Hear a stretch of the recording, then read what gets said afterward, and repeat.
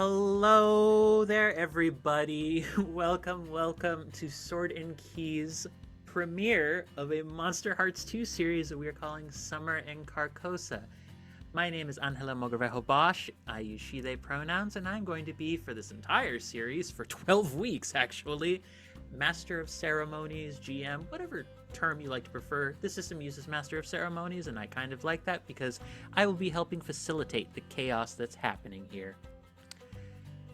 Speaking of, we have so many things to go over real quick at the beginning. But first, I'm going to let folks just say who you are, your pronouns, and your character's name, and just the playbook. Nothing else beyond that, and the pronouns, of course. But after that, I'm going to just go through all the intro stuff, all the safety things, all the other stuff. We just got to make sure we get out of the way to make sure we're all on the same page. But we're going to start off. I'm going to go counterclockwise around the overlay, which means LD, you're first. Oh, of course I'm first. Hello, everybody. I'm Lady Dame, or LD. I use she, her pronouns. And today I will be playing Astrid. I have practiced this. Astrid Guidry. Also she, her pronouns. Of course, naturally, the werewolf. We were all surprised when I know, LD so picked shocking. werewolf. So weird. But I am so looking forward to this wanted to game with LD, and also our next person I've wanted to game with for a bit as well. Maia, you're up. You wanted to game with me? Yes. Oh my gosh. Okay. Hi, my name is Maia, and sorry, what did LD say? Name, pronouns, and then also playbook. Okay. Playbook. My name is Maia. She, her. The playbook, I'm gonna be playing the witch, but I like to say the unaware witch because I think that would be a very cool kind of custom playbook. Because I want to say that she doesn't really know that she's a witch, so that's gonna be fun to play out. We have tweaked a little bit of the witch's base playbook to fit more appropriately for what Maia is interested in doing, and we hope you all will enjoy it. Yes. Just as much as we hope you are going to enjoy our next player, Ventris. Take it away. Hello. My name is Ventris, or Ven. My pronouns are she, they, and I will be playing Trinity Davis with the Cerberus playbook. Fantastic. Last, but certainly not least, my love, my heart, my wonder, Monroe. Hey y'all, I am Monroe. I use he, they pronouns, and I will be playing Mercury Florez, our fae, who uses any and all pronouns. Wonderful, wonderful, wonderful. So, for those of you who are very new to Monsterhearts 2 and such, this is a system that deals a lot with romance, but very messy kinds of romance and affection and intrigue, bits of lust, and we're really dealing with a bunch of different topics that can kind of get into sometimes not so pleasant areas. So as a general content warning, these are young adults and teens and such who are very much not the most well-adjusted for any number of reasons. So if you have any sort of histories around having difficult relationships or messy relationships, please feel free to check in with yourself whether or not you're up for this kind of actual play experience. And also, given the cosmic horror influences and elements that I will be throwing into this series sporadically, I do have to put a note for things like thalassophobia, dissociation, and trauma, as those will come up in varying degrees for different characters. So just a general safety thing I want to get out of the way for everyone. And also, this is charity stream. We are trying very hard to raise money for Trans Lifeline. Trans Lifeline is very needed right now. We are under an oppressive national system that, for the most part, wants to see trans people exterminated. And I will not hold my tongue when it comes to that kind of extreme language, because very much it is true. There are a lot of people who have either died or are facing outright social obliteration for any number of reasons. because of that, we're trying to get some support to a needed resource to help trans folk who really need it right now. So if you would like to cause an element of chaos for the people in this game, we have a variety of different donation tiers and such. Just $10 a player reroll, $20 plus one to a roll, $25 they get to roll with a different stat of their choice, 40 rerolls for the entire party, 50, my personal favorite, I get to give a player a vision about something happening to them or going on in their lives for their characters. Isn't that nice? It won't be horrifying at all. For a total of $69, nice. Get to give a player an auto success, and for 75, you get to suggest a new NPC. I promise you, I can make you this solemn vow. They will be attractive. They'll be really hot. Because I have been told by no less than 3 different people that I cannot make an unattractive NPC. That was not the promise I was Yeah, expecting. we've but I'm sent here for it. examples too. We're like, this is standard. Mayor in chat is apparently all caps truthing this statement. Yes, So we shall see how this goes. But with all of that intro stuff out of the way, my dear players, let us jump into field trip number 1. Signs and arrivals.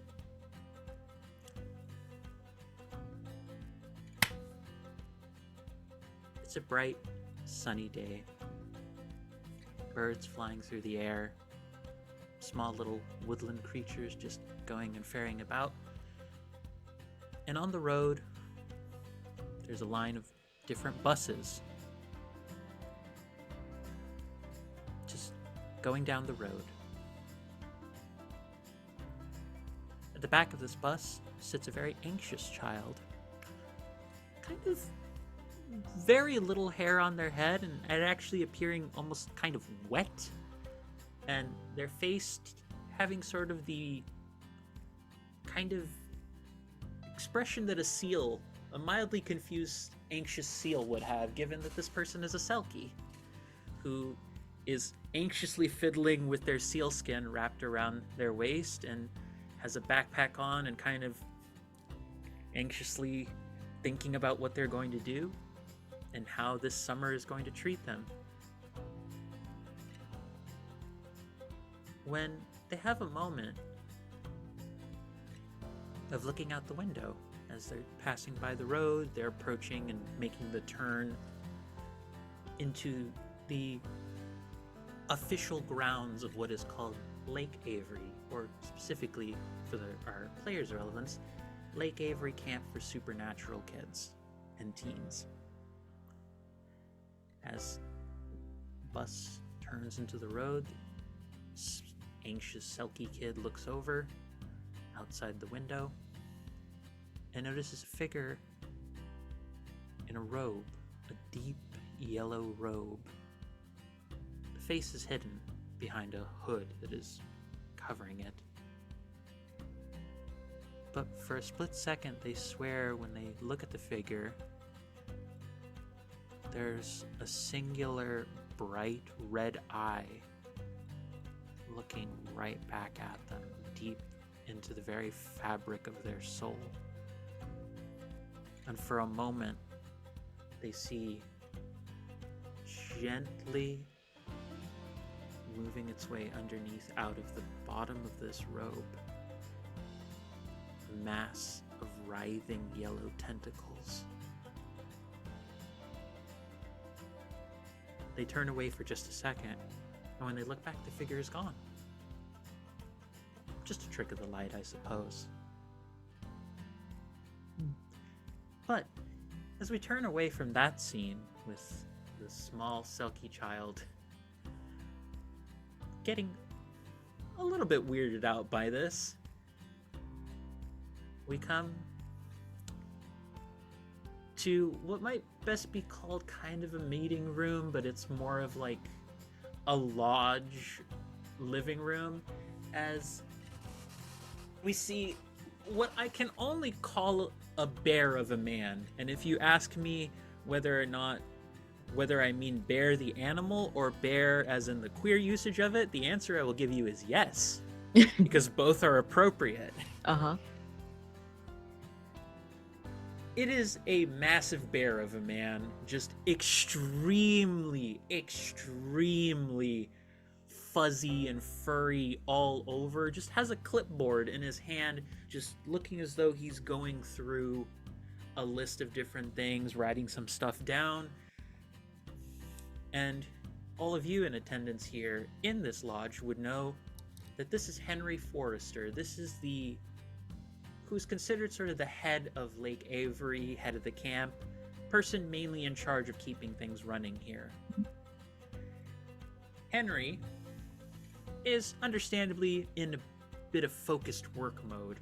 As he's taking some time, he sits down and he starts calling out. There's a bunch of different people who are talking, all of you amongst yourselves, the different groups are chatting about different things. He's like, okay, everybody, all right. So I want to make sure we're all on the same page today. We need to make sure that we have at least a few different counselors set aside for each of our respective campers coming in to get them all to their cabins and get them separated out into their groups. So I'm going to need some volunteers to start doing this. Otherwise, I'm just going to start picking you all at random, okay? And I'm pretty certain some of you have your favorites. I know you do. I know you do, Jeffrey. Points over to a rather dark brown skinned man with like the most like sheepish expression on his face. It's hard to tell whether he's just shy or he's very sleepy. It's somewhere between those. He's like, all right, so okay, let's get into it. Now, we need some counselors who are willing to handle what was the term we used? Beings of an do I have that right? Beings of a magical or interdimensional quality who may or may not be tied up in contracts, pacts, and other negotiations of a supernatural nature. Do we have a counselor who's willing to volunteer to work with these folk?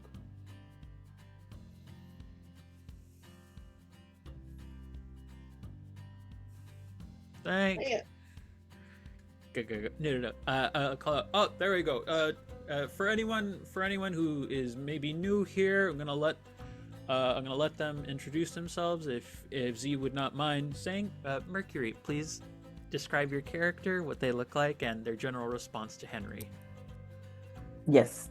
Mercury is one very tall and lanky, like 6'3", and just this very light brown skin, freckles across their very distinct nose, full lips, downturned eyes that appear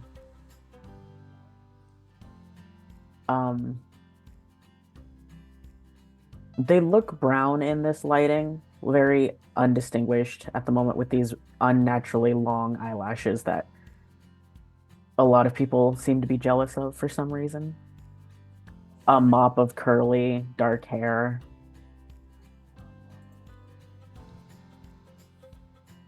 And is just very placid expression on their face. Alrighty, so I know that some of these folk are still getting used to the fact that whether or not they have been dealing with their particular dream entity, fey entity, dark dominion being of an extra-dimensional infernal realm, abilities have either been with them since birth or they're recently coming into it. I trust, Mercury, that you'll be able to be there for them. I will do my best. I'm certain your best is going to be great. And you see someone else, Mercury, sidle up to you, is an extremely tall, like even taller than you, which is already saying something because some of the taller folks in this end don't typically get beyond like 6'5". This person's 6'7".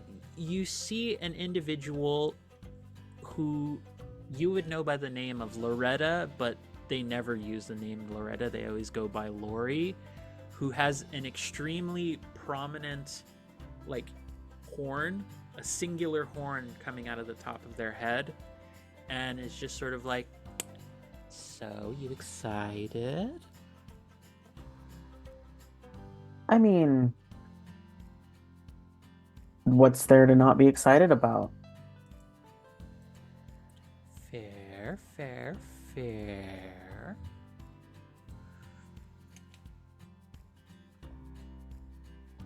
Which one of the kids do you think is going to cause a problem first? I mean, that's not where my brain likes to go to first, but I can't really point fingers yet, but I'm sure I'll get a vibe when I see him.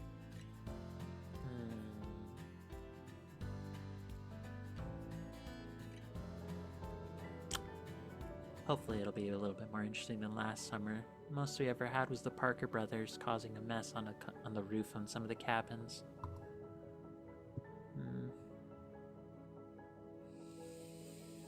Things gotta be a little bit more dramatic this summer, otherwise I'm gonna fall asleep throughout most of this. I have a feeling something's going to happen. I can't tell you what, but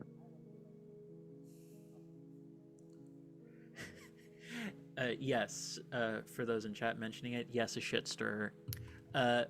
Speaking of the Parker brothers, you do hear Henry saying, all right, settle down over there.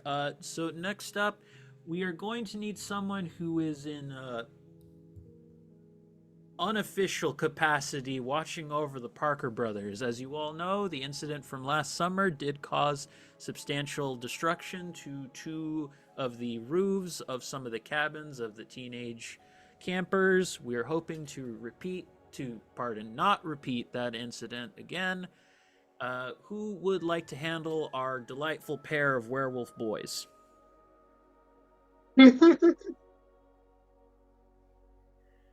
Astrid, if you wouldn't mind introducing your character.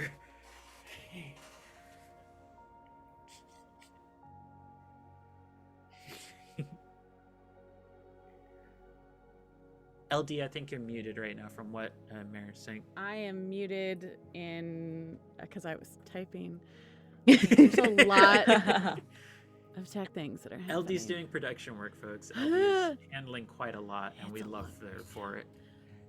So sorry. There was a very large. For those who didn't hear, there was a big groan, coming from a sort of a woman who's probably in her very early. I would say 22, 23, just barely on the edge of out of college. She definitely has this air of somebody who's been here year after year. She's very familiar with who these particular kids are. And she is, she's kind of medium build, a little on the wiry side, I would guess. She has, red hair that's cut to shoulder length and it's pulled back, and there's a lot of layers in a wolf cut, one might say. It's the vision, but it's pulled half back. She's got a bandana in the camp colors in her neck, and she's wearing just a very sort of basic camp uniform of t-shirt and jeans, or that, somebody who is not afraid for her clothes to get dirty. She's out and about. You get I want to say the sleeves are probably ripped a little bit, and the neckline's a little ripped a bit. She has golden yellow eyes, and as she smiles, you see her teeth come in just tiny little fangs, ever so slightly pointed. And she sort of waves at the two kids and sort of does a growl and snap at both of them. Yeah, there are folks are hearing some buses coming by, and it seems as though the Parker brothers have tried to get out very early from the bus line and are just like peering into the lodge from the windows. Mm-hmm. And both of them, it is a pair of very like oddly for them. When they transform, they go full like brown furry werewolves, but they have oddly pale skin, like they don't actually see the sunlight that much, which is strange considering Astrid's experience with the boys has been they enjoy nothing but doing such. But it's just a pair of brunette boys who are just have the same set of what you must best describe as shit-eating grins. Mm-hmm. And right next to you, Astrid, you feel a hand on your shoulder, and you see this incredibly somewhere between like attractive, suave, and like grounded fellow counselor who you know goes by the name Aaron, who has just kind of a mass of black curls, kind of warm black skin. It seems to have like a little like a pair of crescent moon tattoos right beneath the ears, and is wearing in a little bit of contrast to a lot of the counselors who everyone typically wears some variation of a yellow, kind of a mustardy yellow camp counselor shirt, has a all black t-shirt that has personally stenciled on designs of Spider-Punk on it, wielding a flying V guitar that has the trans pride colors and saying "Remember the Riot," and is just like, "Hey, hon, you gonna be all right with those two?" Oh, if anything goes wrong, I'll just tell their moms. It's fine. They can't get into any more trouble than we used to get into. Yeah, maybe not, but if you want, I can also sit down and have a talk with them, or maybe we could both talk with them. Oh, I mean, if you're offering, they'll listen to you. I mean, not that they won't listen to me, but, you know, coming from you, it might mean a little more, I'm sure. Don't worry. I'll see what I can do. And sort of like gives a tiny little wink your way, and I'm gonna say it's a little ambiguous as to what vibe is necessarily coming off of Aaron, but Aaron, who uses any and all pronouns, very at any given moment in any different light, switches between femme and mask kind of vibes very easily, but all of them have this general energy of presence and force of personality. But you've seen them in a lot of different moments around some of the other werewolves kind of always being this way. It's hard to tell whether they're just calm all the time, attractive to everybody, or both. You ready for another year of this shit, Aaron? I don't think it's going to be that bad. I mean, think about it. You're here.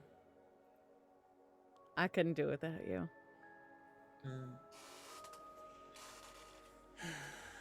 And sorry, just see Henry going, all right, you two over there, calm yourselves.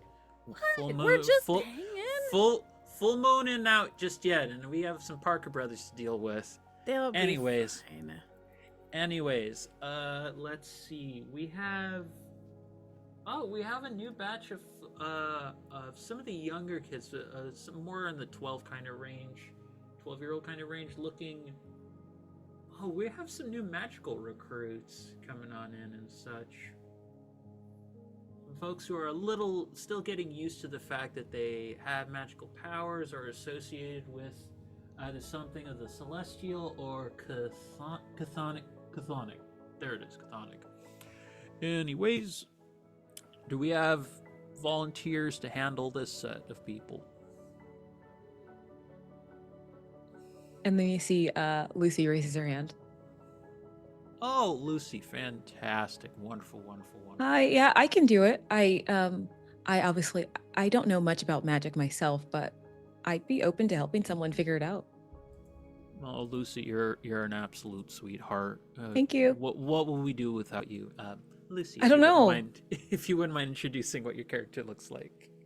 My character is a young Black woman. She is about 5'10", so she's pretty tall, and I know that we're supposed to wear like the outfits of the camp, but she's not going to change unless Henry tells her.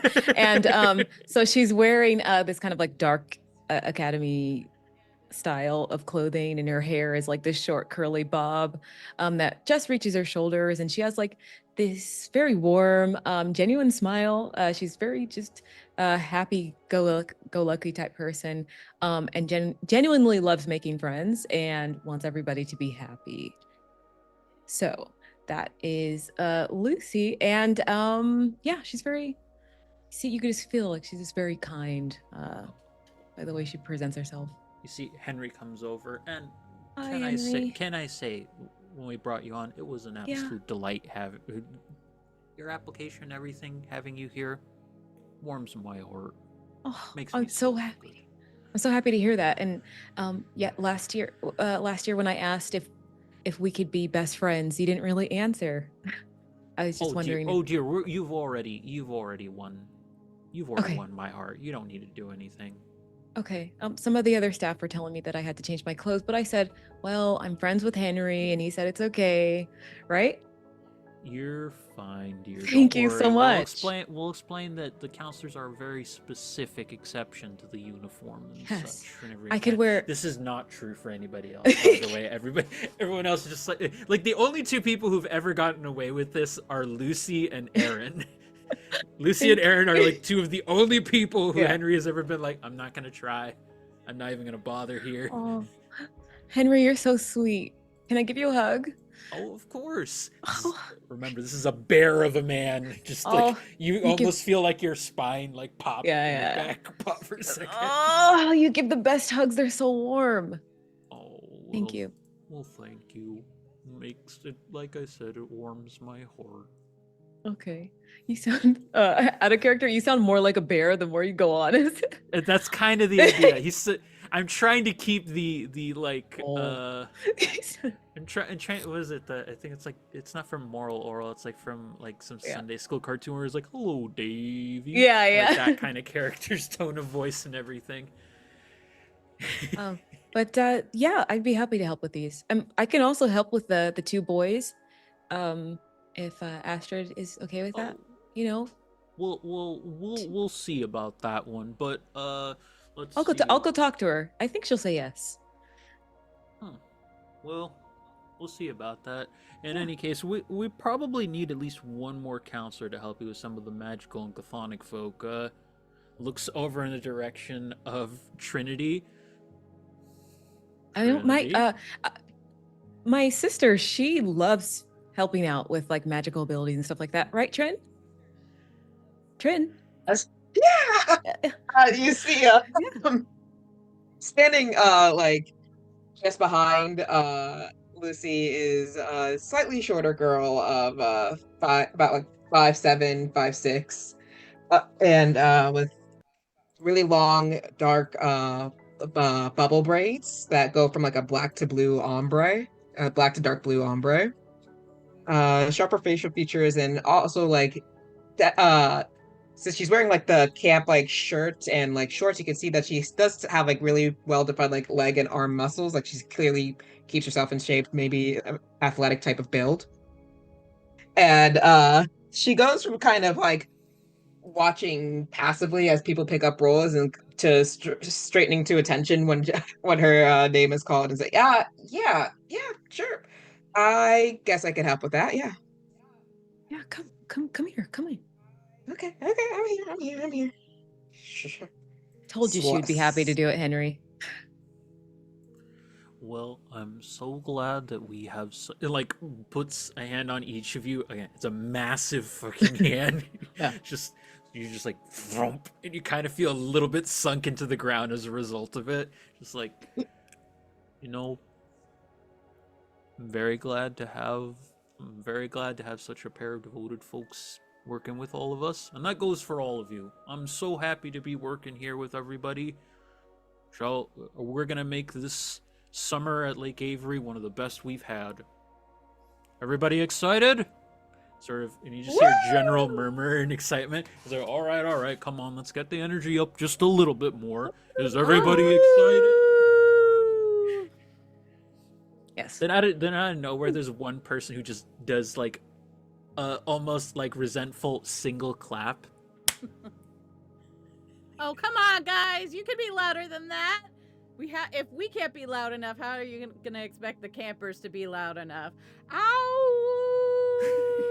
There's just from the werewolf contingent of counselors, there's enough howls that the entire lodge is filled up with sound. Okay. Alrighty, everybody. Okay. I have to read this comment from chat. Henry is the right answer to would you rather be left alone in the woods with a man or a bear? Oh yeah. Bear, 100%. Bear, yes. Always the bear. Always the bear. A bear can be reasoned with. Anyways, it's about this time that you start hearing the rest of the buses pulling up. There's a bunch of different people. There's a lot of also some cars pulling up with some parents who've brought their kids individually, and you see it's a smattering of different kids and folks. Like the camp handles anyone from like about the ages of like 12 to like 16. So there's some folks, and given the variety of supernatural backgrounds, it's a lot of different sizes and shapes and such. There's like a 13-year-old Minotaur kid who's easily already approaching like 5'9". Yeah. And with the horns is like another like 6 or 7 inches. And there's also a satyr kid who's like trying to like butt horns with him. You just hear like each of their moms respectively going, hey, no haces, no lo haces, no haces. Just like pulling them away. Then both of the kids look up, sorry, mom. And the mom has also her own set of satyr horns, and the dad is just this massive minotaur who like has like the sweetest smile on his face. This is like the camp from that movie, Percy Jackson. I'm getting Percy Jackson camp vibes. Okay. Half-blood. Camp Half. Is it what is it called? Camp Half-Blood? Yeah. Mhm. It's a lot of that kind of energy. You definitely see there is a naiad kind of individual, so someone more akin to like a water spirit, just kind of there, and is just mildly maintaining her form while both of her kids are just sort of like trying to slip out of her grasp, but she keeps like water whipping them back to her. Okay. Just like, listen, dears, I know you want to go and talk with your friends already, but we need to get you all checked in and take care of everything. But I was like, but mom, I want to go talk to Anna. No, dear. What did both of your mothers tell you? And you just see what appears to be a very dark brown skin individual who looks like Beautiful. We just know that they're beautiful. Well, we know. Well, it's a dryad, so of course beautiful. Right. They're hot. Like, we know that has- they're hot. because they're all It's hot. like, but it's like a mixture. The hairstyle, it's like long, thin braids that have been very twisted down at different points. But the actual, but instead of just hair sort of twisting around itself, there's bits of vines and ivory that's sort of going down it. And the individual is walking around with clothing that looks as though it was born of the swamp itself, talking to the naiad individual. It's like, honey, you can be nice to them. They just want to talk to their friends. Oh, I know, but we need to make sure we take care of stuff.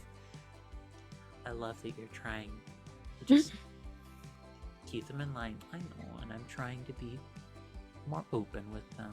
I love you, honey. And they both just smooch. And both of the kids are just like, ugh. They're like, moms, stop. And you definitely see that there is another bus that's come in. Mayor, it's not Mishi, I promise. There is another there's another very androgynous, like genderqueer individual who's come in, who's like just pulled up in a car and is just talking to their kid who he seems like a very soft-faced, like light brown skin boy who has bits of white patches all across his skin, so very much akin to vitiligo.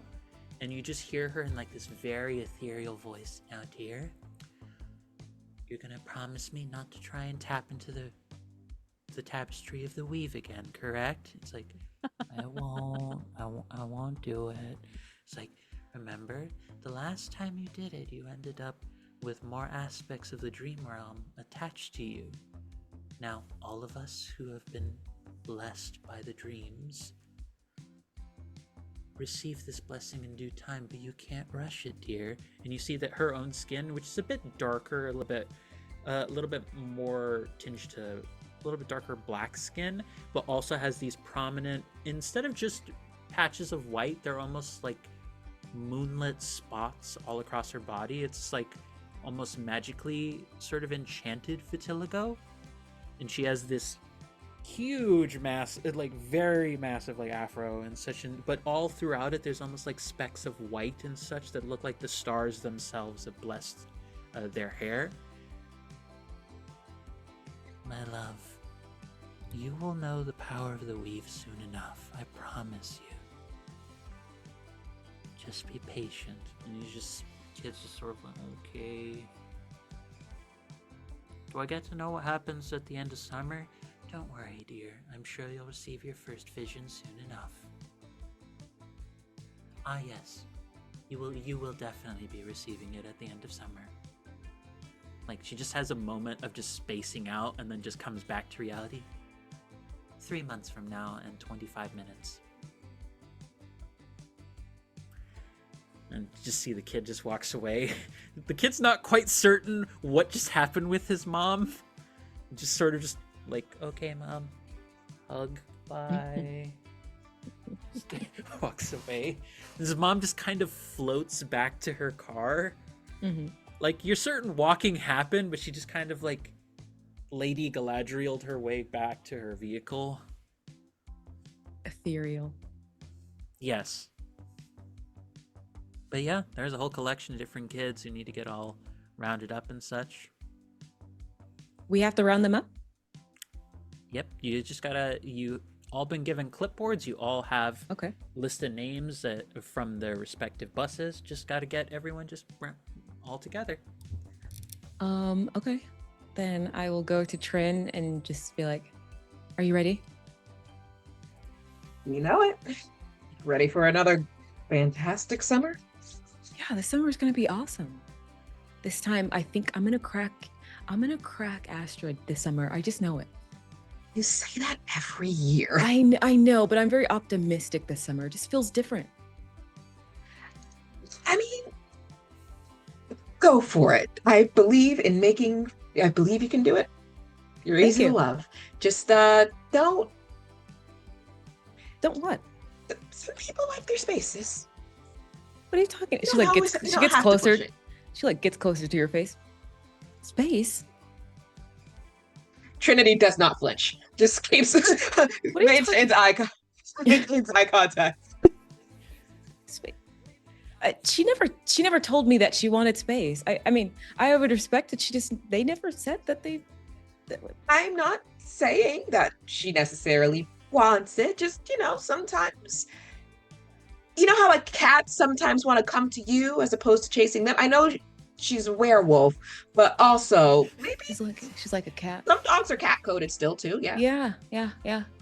But I mean, I think we should listen to people with what they say, and if they haven't said anything, that's good. So Sure. Right? I'm gonna go get my kids. Let's get these kids. Yeah. I'm just gonna give you a high five. And we're gonna go try to round up some of the kids. Okay, so I would like both of you. There is a lot of there's suddenly like they were all in the buses and then they were all out, and then suddenly it feels way more overwhelming than it was before, I would like one of you for me to roll keep your cool. So when you keep your cool and act despite fear, because you've had responsibility over like maybe 10 or 15 kids before. This is 20 kids for the two of you. So it's a lot of kids. Easy So- peasy. Do it. So somebody, I want one of you to roll with cold. I volunteer as tribute. Yep. Okay. Then- What's your cold stat, by the way? My cold is my best stat. Okay. So let's Perfect. see. Mine's a Roll with negative cold, one. Let's see what you get. I was like, thank God. Okie dokie. And so I add 2 to that, which is a. Wait, how the fuck do I do math? That is a 10. First roll, we're already wondering how to do math. We're doing great here. So on a 10 up, you keep your cool and gain insight. You may ask me a question about the situation and take 1 forward to act on that information. So we were given. So wait, we're both working with the same group of kids. You're both right? working Like, with the same group of kids. You're working with the more magically and cathonically Yeah. inclined. So those who Cathonically, may have attachments to the celestial, the celestial, the chthonic, and the general magical. This Yeah. covers a lot of ground.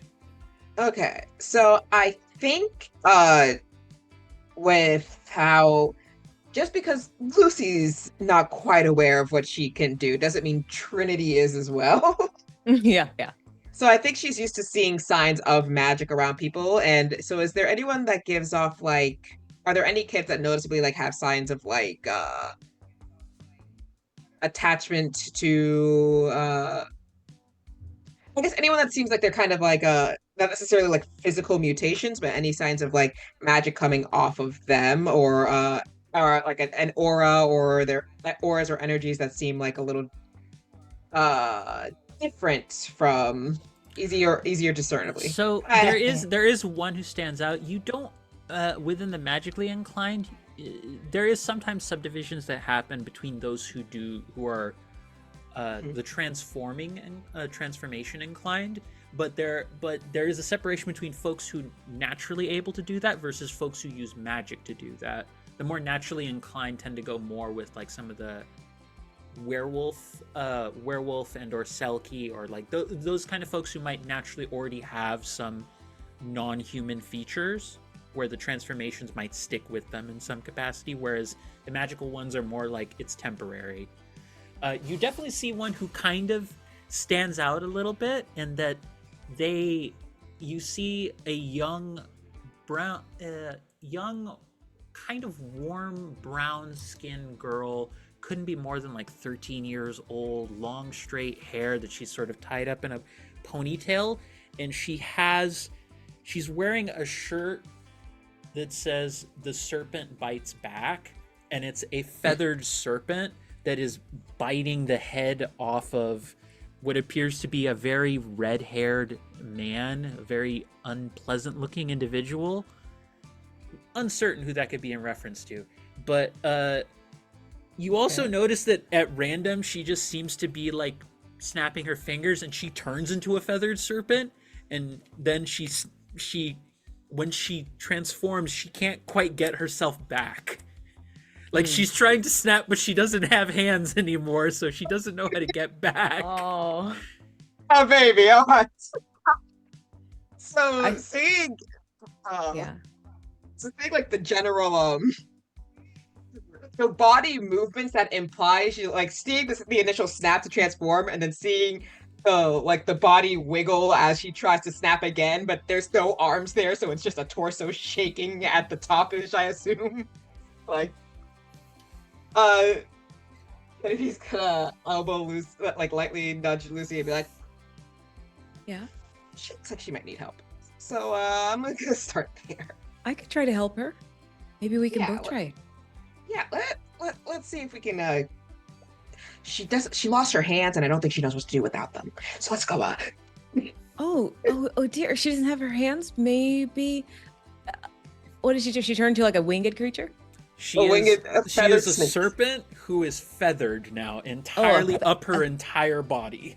A The feathered serpent body is feathered. It's basically if you've ever heard of Quetzalcoatl, it's Mm-hmm. basically one of Oh, those. got it. Okay. Yeah. Well, then- It's a preteen Quetzalcoatl who doesn't Okay. know how to come back from it. Then I will pick up the serpent body and put the face right near mine, and said, maybe you can click with your tongue, and because you don't have if you can understand me. Do you think she can understand? I'm like, I'll put that right in your face. Let's okay. Let's set her down for a second. We don't know if she feels comfortable being picked up. She might be scared if we set her down. So. You just see the serpent face like trying to click, and after trying a couple times, turns right back into the girl, and she just drops onto the floor. There we go. Okay, You did it. Good job. Okay. Awesome. Give the kid a high five. Nice. Hi. If you just keep practicing, you'll get better. Thanks. That was really cool what you did, though. I wish I could do something Thanks. like that. My mom used she was a priestess to various gods, and I think my dad might have been a god at one point. I don't know. My mom didn't really tell me all the details. Oh, She just thought it might be good for me to come to camp like this. What's your name? My name is. She's like still getting used to having a human tongue again. The forked tongue threw her for a bit of a loop. I'm Ariana. Hi. I'm Ariana Castillo. Hi. You can call me Ari. I mean, my friends Okay. call me Ari, or well, they would if I had friends. I could be your friend. I'll call you Ari. Really? Yeah. And my name's Lucy, and this is my sister, Trinity. Hello. You're already off to a great start. Got to make 2 friends right off the bat. You just see her fingers do this gesture. She's just like very happy. She's just like she does this little gesture to herself. She's like, yeah. And I'm going to put my arm around her shoulder. We're going to keep walking as we have rounded up our children. And as I walk away, I'll be like, now, as we're friends, the first thing that friends tell each other is our favorite color. What's yours? And we continue to walk as we talk. Meanwhile, on the rowdier side of things, so Astrid. Yeah. So, all right. Astrid is like no nonsense at Kid Roundup. You got the impression that she's done this a few times. And so she's got her clipboard out and she starts just barking out names. All right. We've got Kelsey. We've got Amelia. Parker's up front next to me. That's right. I am keeping my eyes on you. And trust me, I've already talked to your mothers. If you get out of line, I can and will bite you. I have been given permission. Don't think I won't. We only broke one roof. That's one roof too many, Parkers. You know it. All right. All right. Let me go down the line. Oh, hold on just a second. Aaron? Yeah, huh? Hey, can you finish gathering up these kids? I just gotta go chat with. I have a thought. I just gotta go chat with somebody real quick. Yeah, don't worry about it. And you just sort of see her slide up very casually to both of the Parker brothers, just right behind them. So, boys, we're not gonna cause a repeat of last summer, are we? It's like, I mean, the both of them are looking at each other. I mean, no, yeah, we're definitely not. And you two wouldn't lie to me or Astrid, would you? Because you're gonna behave. It's like, yeah, we're gonna try. Oh no, don't worry. That wasn't a question. You're gonna behave. Don't worry.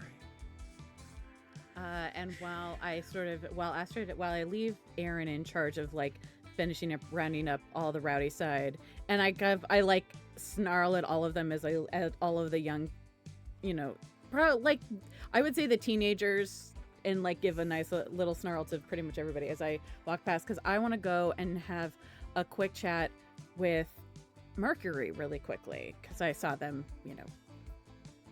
Yeah, you arrive, Mercury, as you're talking to one of the kids, who would go by the name of Facundo, sort of going like, listen, Hmm. My mom said it was fine for me to be out at night sometimes in order to bathe in the glory of the moonlight. You understand this, right? And this is sort of like hinting at both shared Fey lineage. Like, that when I make a when someone like my mom makes a promise, that like it means a lot to me, right? And you're gonna promise to be nice to me, right? I promise to be as nice to you as all the other kids. There's just like a moment of like a blood vessel at like on their forehead, just like realize, like they're like, oh, that sounds wonderful, and then they realize they fully processed what you said, and they're like, wait, that doesn't feel very special. I'm here to make each of you feel special in your own ways. However, that doesn't mean I can give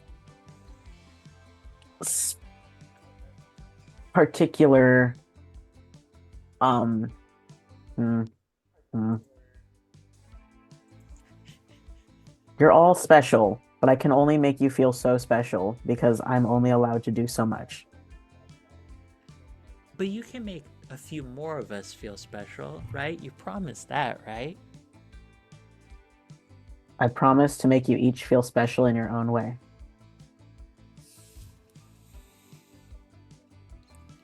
Just like the most grumpy looking like brown fae you have ever met.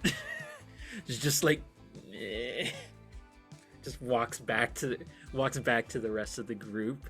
And you, I want to note for the record, Astrid, you're coming onto this. This is the third kid who's tried to pull this with Mercury in the past 5 minutes.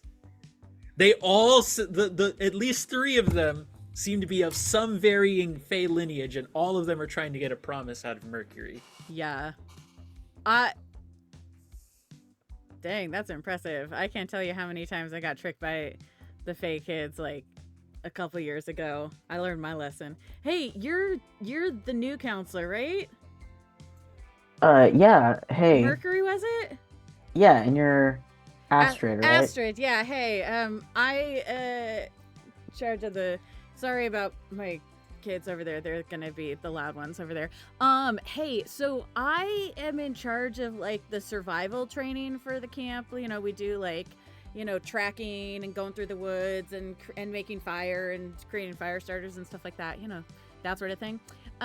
So I was thinking you're doing arts and crafts this year, is that right? Or is that? Yeah. Okay, cool. So here's what I was thinking. I thought it could be fun if we did like a couple of days where we got like the arts and crafts kids and the survival kids to like work together and like maybe use some of those arts and crafts skills to like make things out of like tree branches and stuff, or make things that are useful, and the survival kids can help the arts and crafts kids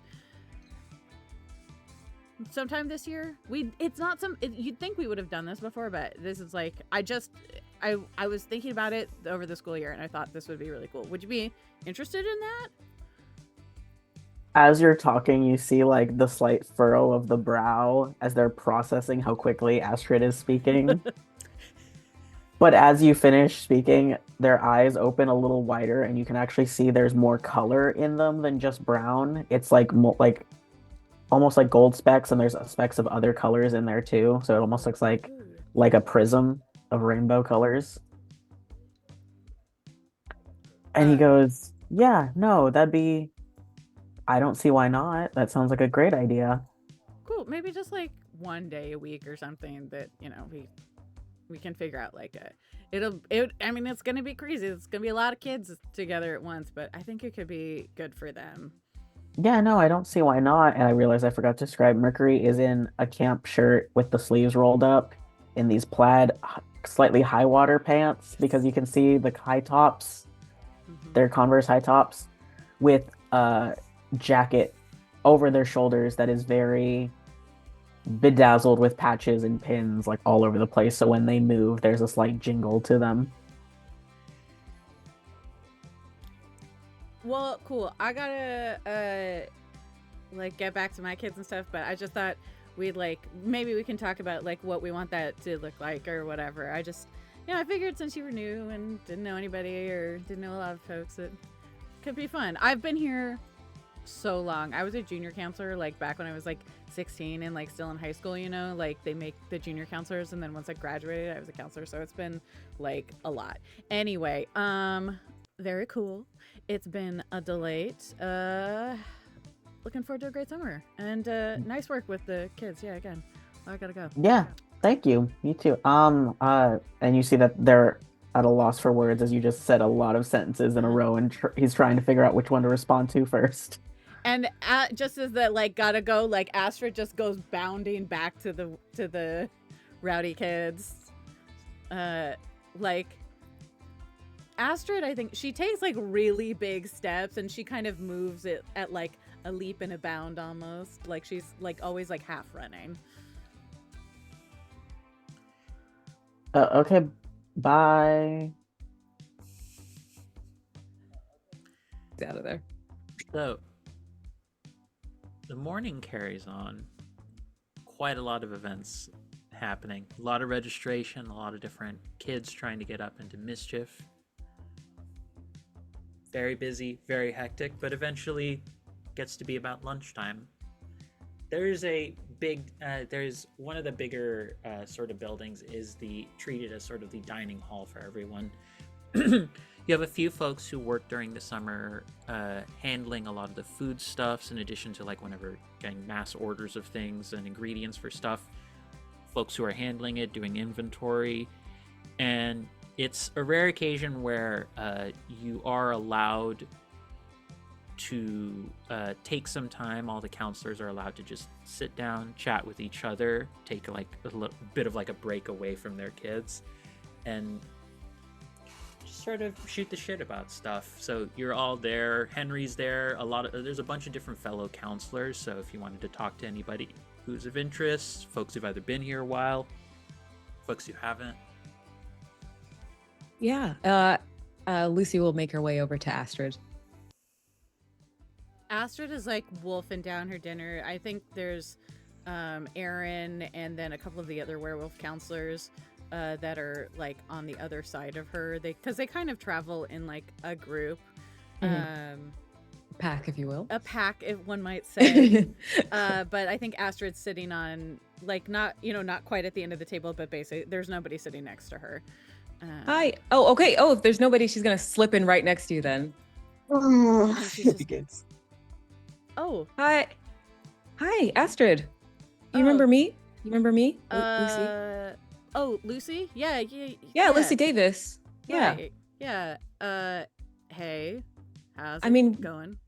It's going good. I just wanted to say, how's your day going? I hope your day's going well. Oh, I mean, it's like the same thing as it always is. Those kids, we got the Kids are so cool.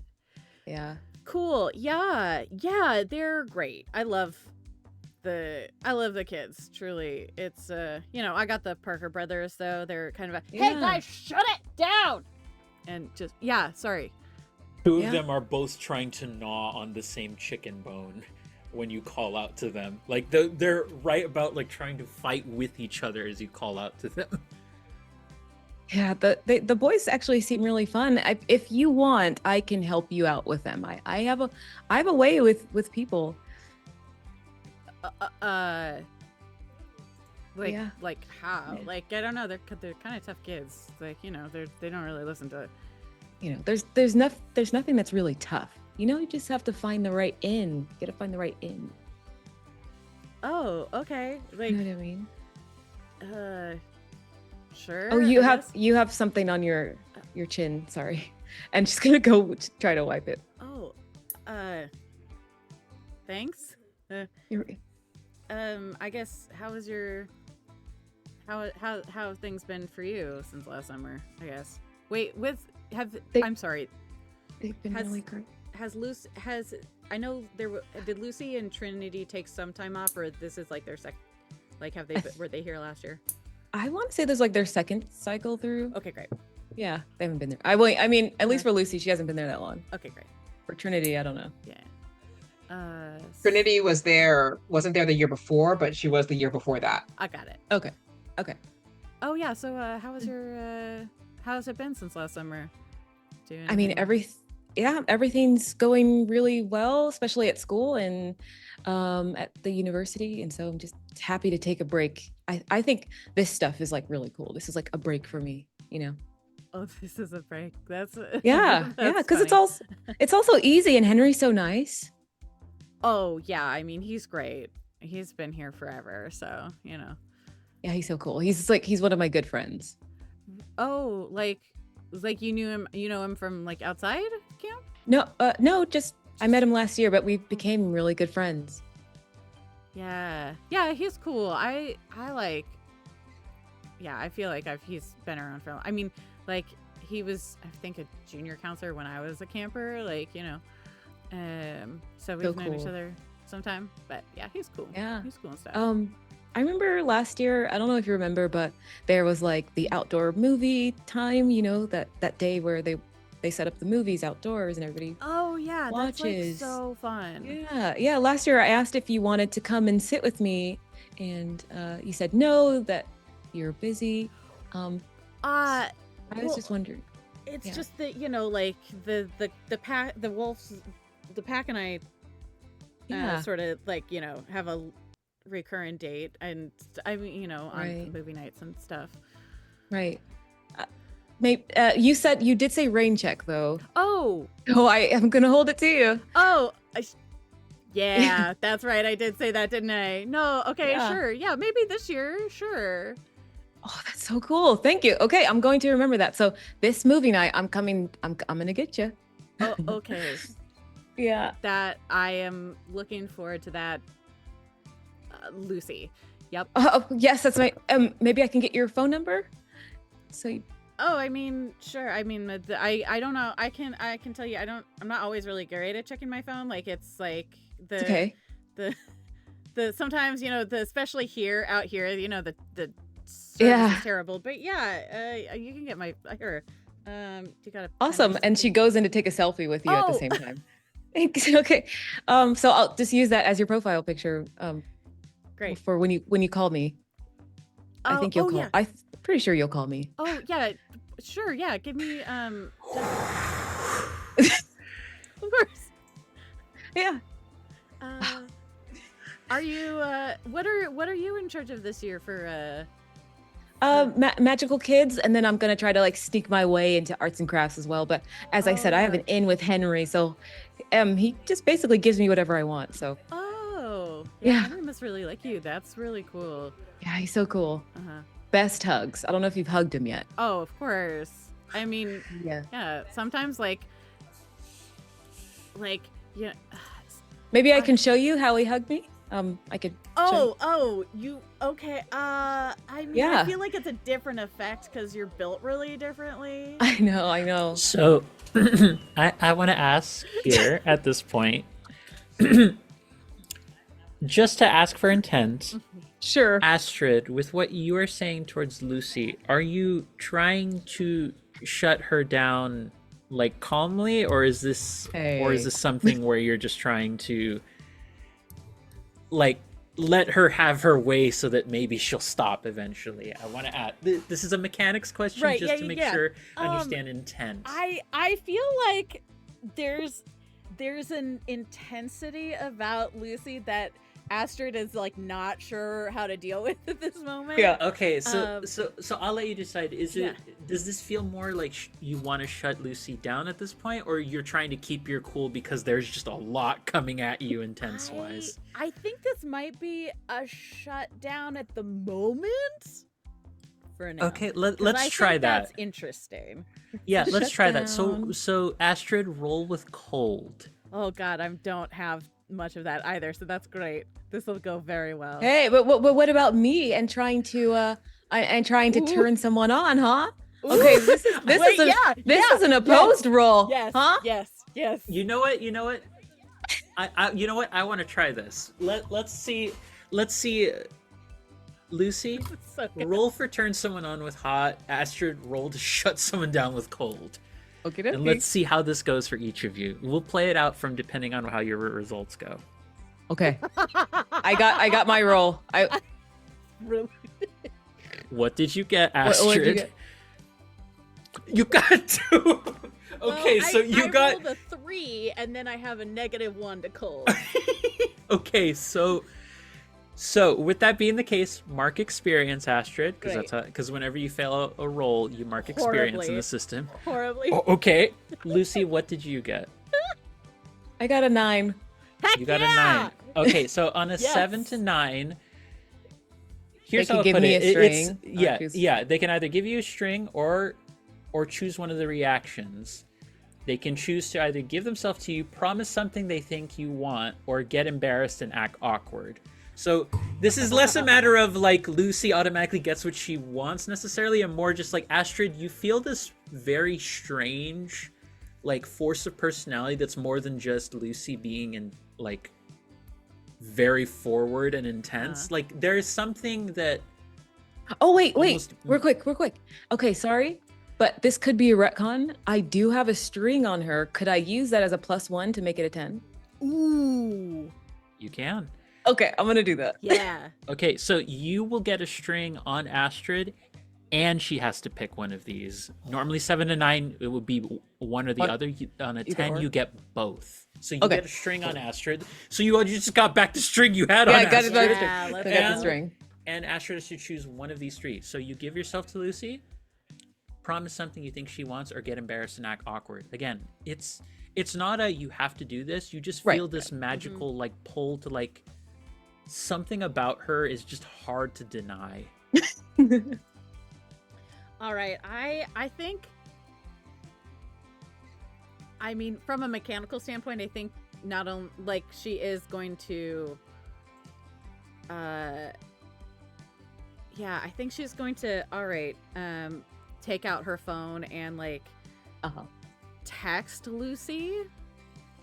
Mhm. And so, okay, so then Lucy has. Well, now you have your number, my number in your phone. Yeah. And, we can. We Look, can hang out and become friends. let's start with right? the movie. Let's start with the movie. Okay. Tell you The what. movie's where we're gonna seal the deal. She Yeah. Thank you. Thank you so much. Yeah, I'm really happy about this. I am looking forward to getting to hang out more. Oh, you are? Yeah. Okay. Yeah, Okay. of course. I mean, Okay, why that's- not? Right? I know. That's what I say. I say why not all the time. We're counselors together. I mean, sure. Yeah. What's your favorite color? Oh, that's a really I like well, I like orange a lot. That's very pretty color. Like the sunset, you know? Yeah. Oh, thank you. See, most people are like, orange, why? And I'm like, no, but it's just No, it's so but- bright and it's sunny and it's happy and it's like the, I kind of Weird. like orange too. Probably not as much as you, but I like it might be basic, but black is my favorite. Oh, I mean, black is cool. Yeah, That's Aaron's favorite color. Isn't that right, Yeah. Aaron? Yeah, Aaron- it's right, I was about to say right about this moment, Aaron comes in. Hi, Aaron. Hi, Lucy. How's it going? It's going good. I think it's working. Right. Are you doing okay there, Astrid? Oh yeah. I mean, Lucy and I are just making plans to like hang out at the movie Yeah. night. Then on Oh. the next one that we've got. Does this, And we does this mean you're planning to skip out on hanging out with the pack? I mean, I could also hang out with a pack, so you don't Yeah. have to leave your friends. Maybe I can come hang out with all we of could you. all hang out together. That'd be cool. I mean, Yeah, you know. we'll see about it. You know, we do. You know us. We tend to try and keep it to ourselves, but you know, Lucy, and like sort of turns towards Lucy, and there's a very like such. I forget what the term is. Like, I think it's like proprioception. Like, has such a strong awareness of Mhm. Zier's own body Yeah. that it's very smooth. Every movement just feels very like intentional. There's never, but it's less like I'm the suavest motherfucker that exists. It's more like just has such a natural awareness of his own body that he just sort of moves closer to you. And he's kind of close to Astrid too. It's not possessive, but it's very clear like Aaron kind of might have interest in Astrid too. Hi. Hi. Look, Aaron, it's summer camp. You know, you and I, we get to hang out all the time. I thought it might be fun to try something a little different this year. break the mold, you know. I like that. I like that. Yeah. Well, why don't we see about it? And are you going to be wanting your sister to come along? I'm sure she'd have a fun time too. The more the merrier. Also, my good friend Mercury. Yeah. Has Mercury just been over here and it's like, what the fuck are all these people doing throughout all of this? Literally, Mercury's just in the like at the table with Trinity and is just like eating, but just like watching. Like Trinity was sitting with Mercury watching, and at like when the phones come out and like the intensity of the conversation, she just kind of leans over and goes, "Do you think she'll break, or do you think she'll escape?" I feel like we're past the point of no return at this moment. Looks like we have some interference being run. There might still be hope. For who? Yeah, Aaron is totally interference. Sure. Interference on the play. Exception. Interference on the field. I think Aaron well, has other plans. Yeah. I believe. Aaron has plans. Do I have Aaron's phone number? What do you think? You don't have Aaron's phone number. Okay. Aaron, I should get your number too. Why not? I don't like giving out my number to people. Oh, but I'm not like normal people, you know? I know. But I can tell you no, like normal people can. You can It's also healthy. say it's really nice. It feels good to say yes. I'm sure it does. But that's not something you can force out of me. I wouldn't force you to do anything. Good. Then I think you can learn how to take a no. 2d6. So Trinity's gonna like lean forward into the conversation a bit more, like kind of insert herself and say, Come on, just let me try. Just let me try. Angela? What? Angela? Okay, before anything else, what is your intent? To get Aaron's number. Okay, but what are you doing to try and get Aaron's number? Be Nice? I'm nice? asking because this is a matter of, are you at the point of maybe invoking one of your hexes to try and get Aaron? Oh, That's one of why my I'm asking. hexes? Yeah, because this is definitely getting in the range of like What? Aaron does not seem interested at all. But or is interested, but is like, you need to know what a boundary is. Oh, Like that's the energy you're getting off of Aaron. Interesting. Right now. It's She's like, not catching that at all. I didn't think she was. But my hexes are Ring of Lies and like Tangled Words. I don't know if any of those would be. I'm more checking just your intent. Okay. Yeah, just trying to get it. I'm trying to get him to open I'm up. trying to get with this man. No, she's just trying to. She's No, trying no. to get him to open up. Yeah. Okay. I think it's one of those things where I want you to roll. I before Trin gets into this, I want you to roll, Lucy. I want you to roll for turning someone on, but I want you to take a -1 penalty to this. Because you've made it clear that despite Aaron is saying like no, you're still pushing. And I don't think Lucy recognizes it as that, but Aaron it's very clear, I think, to Astrid. It's very clear to the group, but I think Astrid being the physically closest, you can read Aaron does not like. You've hung out with Aaron before. Aaron doesn't like this kind of thing. Aaron is very firm with boundaries, so it takes a lot to actually get Aaron to do anything that they don't want to do. Okay. And then which of the 4 stats do I roll with? No, you still roll with hot, but okay. But So it'll it's just be a flat roll. Yeah, it would be -1. So let's see. Okay. It's just a flat roll since I have a 1 in hot. Yeah. That's a face. Oh no, that's a face. What did you roll? 4. Okay, so number 1, mark experience. So you have 1 Yep. experience now. Heck yeah. But so Woo! here's the thing. For you, I think it's a case of, Lucy, for you, you think you're just being your usual self. Yeah. You're going to get what you want. And it's not coming out of nowhere. You know that Aaron has been sweet on you and Trin before. You know that. But there's just this moment where Aaron's looking at you, and like Lucy's doing the usual smile, the everything, and you just see Aaron's eyes flash yellow. Mm-hmm. I don't think it's gonna work this time. She sees the yellow flash in his eyes.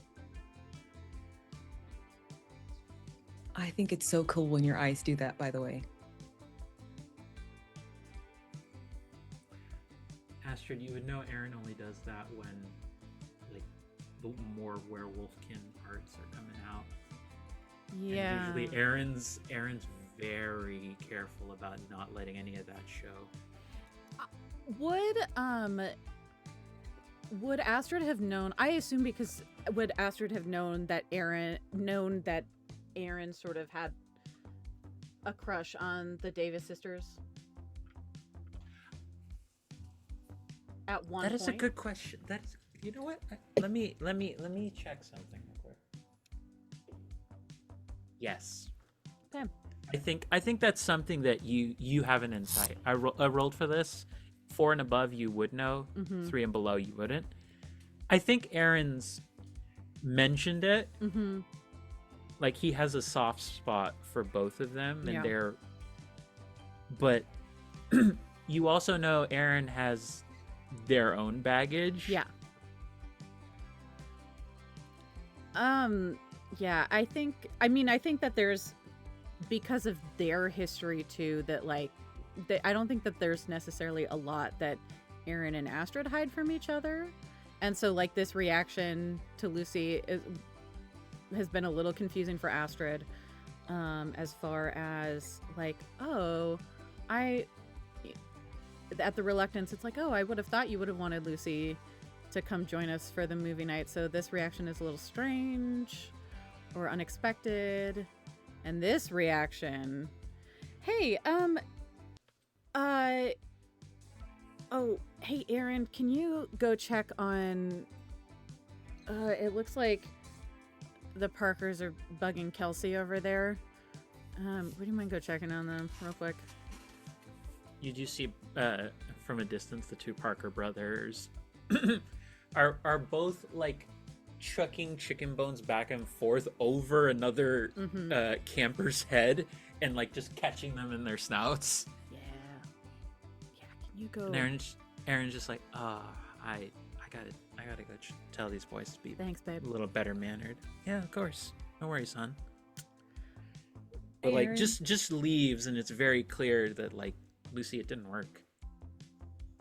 Yeah. So it's a little sadness in her voice. Bye, Aaron. Aaron. So, Oh, sorry. oh, sorry. I didn't actually mean to speak out loud. Oh, okay. I was gonna say, so Aaron had kind of a rough year this year. I wouldn't worry about it too much. Just, you know. Maybe I should go talk to him. No. They, some of us like it when there's a lot of us around. Some of us are like, prefer a little bit of space. Don't worry. Aaron will be fine. Just, Okay. let them go beat up on the Parker kids and scare the shit out of them and Beat up the kids?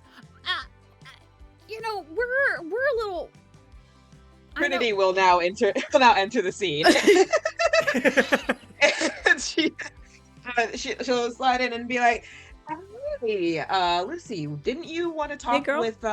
talk about getting into arts and crafts this year, running that with Mercury? Why don't you start planning that? See what you guys can start laying out in terms of ideas for plans for the year." Trying to gently shift the subject. Oh, sure. I pull out an iPad and I have a full itinerary already fully prepped and ready. Great. So you can why don't we go about running that by Mercury too and see if there's anything they want to add on to that itinerary. I totally could. I mean, I getting to know my new friend, Astrid. Yeah, I see that, and I didn't mean to interrupt. I mean, Astrid, if you want to come talk about it too with us. Mercury and I have our own set of stuff to worry about. You guys. Yeah. I'm just gonna finish my lunch. To be honest, I should get back to.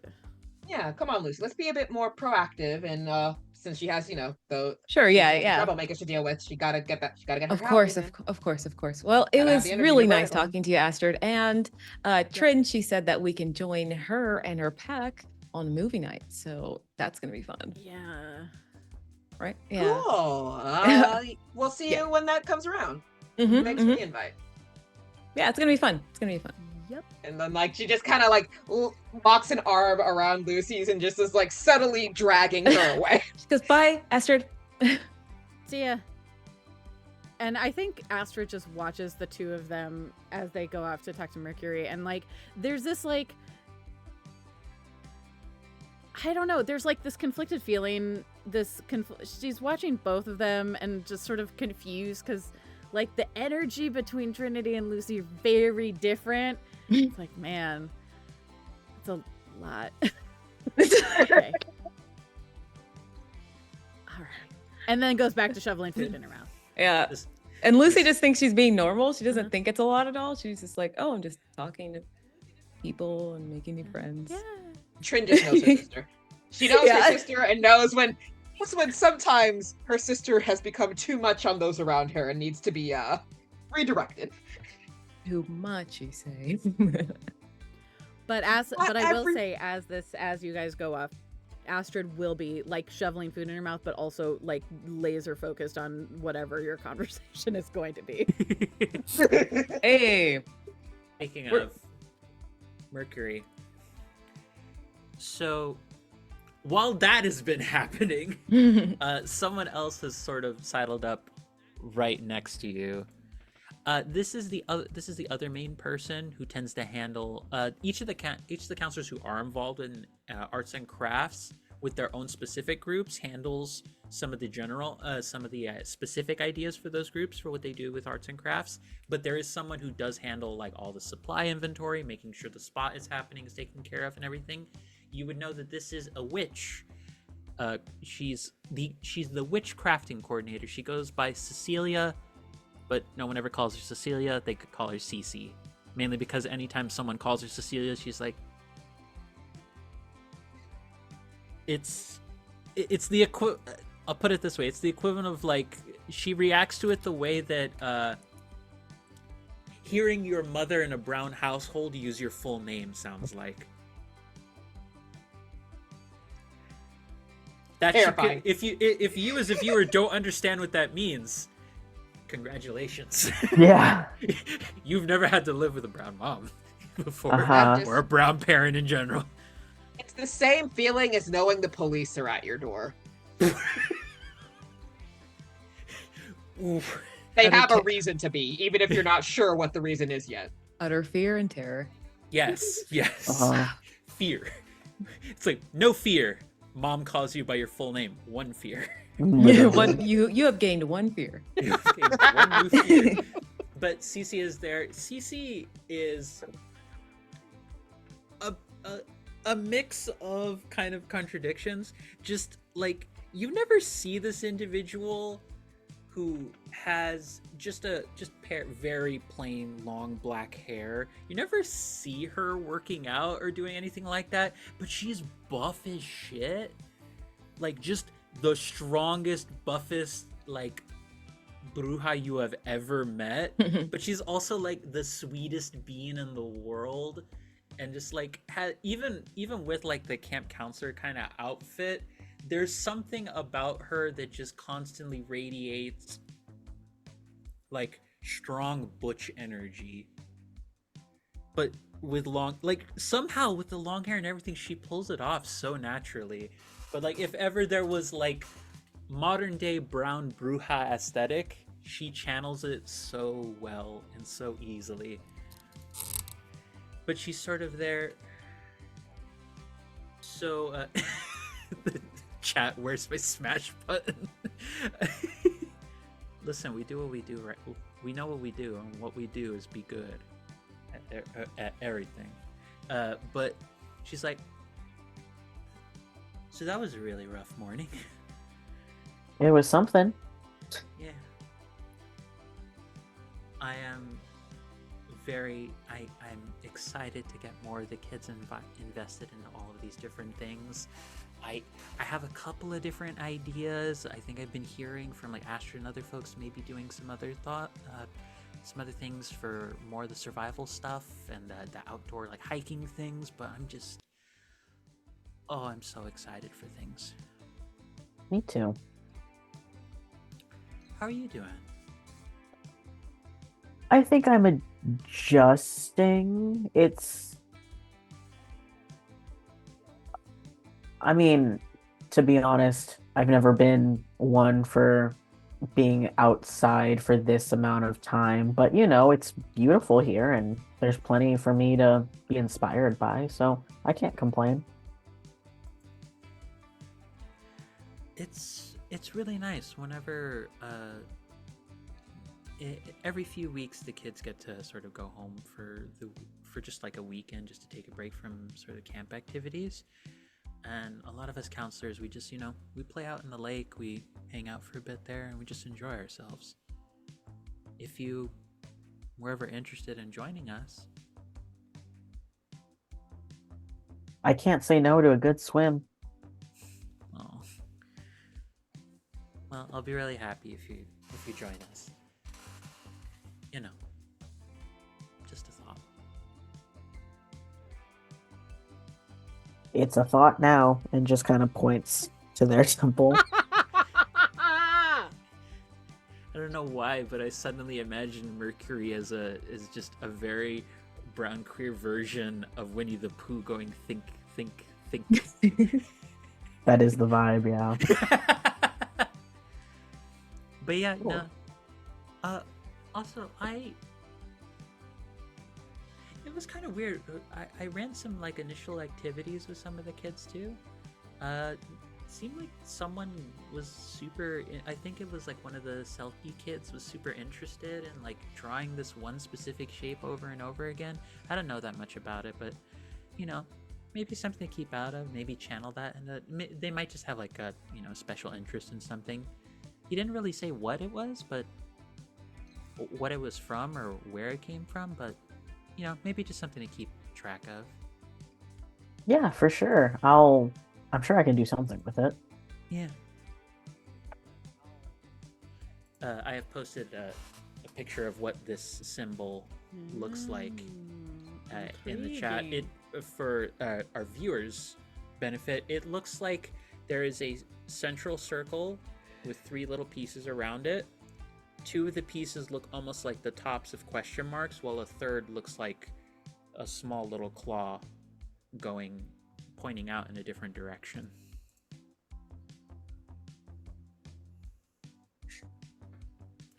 But yeah, no. Just something to keep in mind. Yeah, for sure. Anyways, if you want to talk any other arts and crafts things, I'd be down to talk some other time. Oh yeah, no, I mean, this is basically what I do in school as a graphic designer, so I mean, Oh, you do graphic design in school? yeah, it's what I like, it's what I chose to do. It's not, then you see they get a look on their face that's a little, for once, not a positive look. It's what I like to do, and I'm going to be a graphic designer, whether people approve of it or not. Don't worry about that last part. Hey, if you need to talk to somebody, you're more than welcome to reach out to me or to some of the other counselors. And I know Henry's always keeps his, office hours are kind of every hour for him when it's out here, that kind of thing. Yeah. You're not alone out here, right? Yeah, I'm getting used to that. It's like it's an adjustment. Everything's an adjustment, but no, I appreciate it, Cece. All right. Well, take care, okay? I'm gonna You go. too. I'm gonna go and see.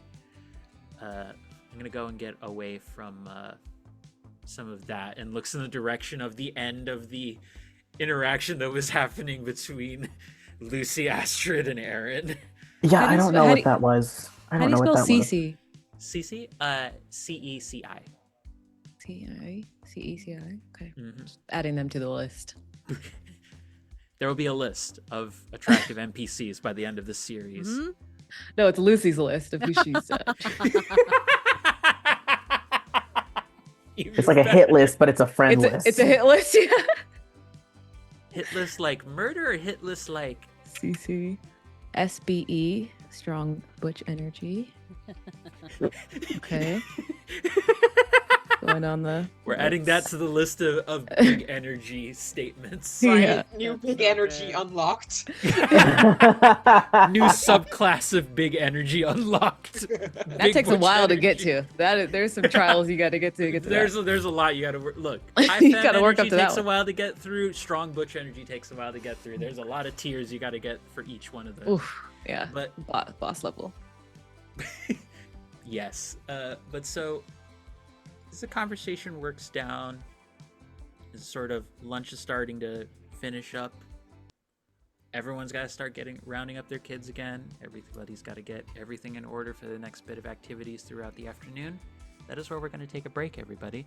We're going to go away for about 5-10 minutes, and we'll see you real soon as we continue all of the supernatural mess and everyone becoming a part of a hit list.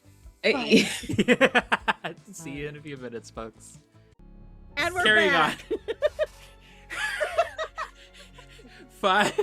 We're back. Never mind. Hello. We're back. Angela We is are back. red. That's my goal every session. Turn Angela red.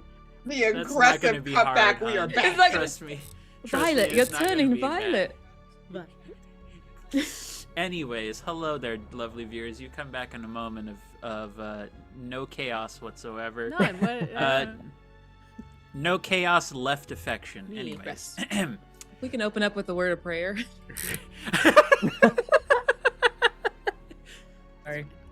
I'm like triggering All myself of you. with this. Blasphemous. I know. Blasphemous. All of you. Anyways, so it is. So we're picking up for everybody back, sort of nearing the end of the day's activities, folks. There is going to be for an interesting thing about the nature of how the camp works is that for a lot of the more nocturnal inclined kids, there is kind of a second shift that happens for some counselors who are more also inclined to that. Mhm. Any of the daytime counselors can, of course, choose to be part of the nighttime work as well, but there's no expectation that you do that. It's just a matter of like who signs up for which shifts and who signs up for like wanting to help take care of the ones who like the vampire campers, for example. They can be involved in daytime activities because they don't automatically, die in sunlight, but it's more of a chronic disability that they have to handle with exposure to the sun. It's more akin to that as opposed to like an ongoing immediate ignition starts when they step out of their cabins. Like that would be terrible.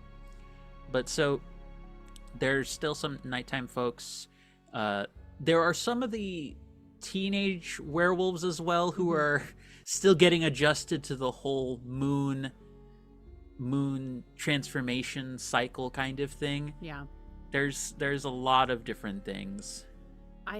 I would say that Astrid is probably like the first day of camp is the only time she's ever up that early in the morning.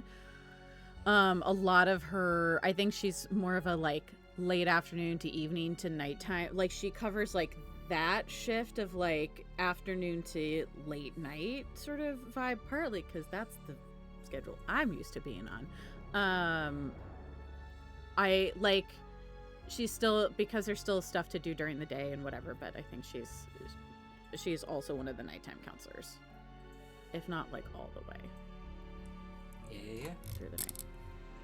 But yeah, no, it's definitely one of those things where there have been, and here's the thing, there's kind of still a need of, like, for any daytime counselors who do want to do some work in the night, but not necessarily be watching over a whole batch of kids.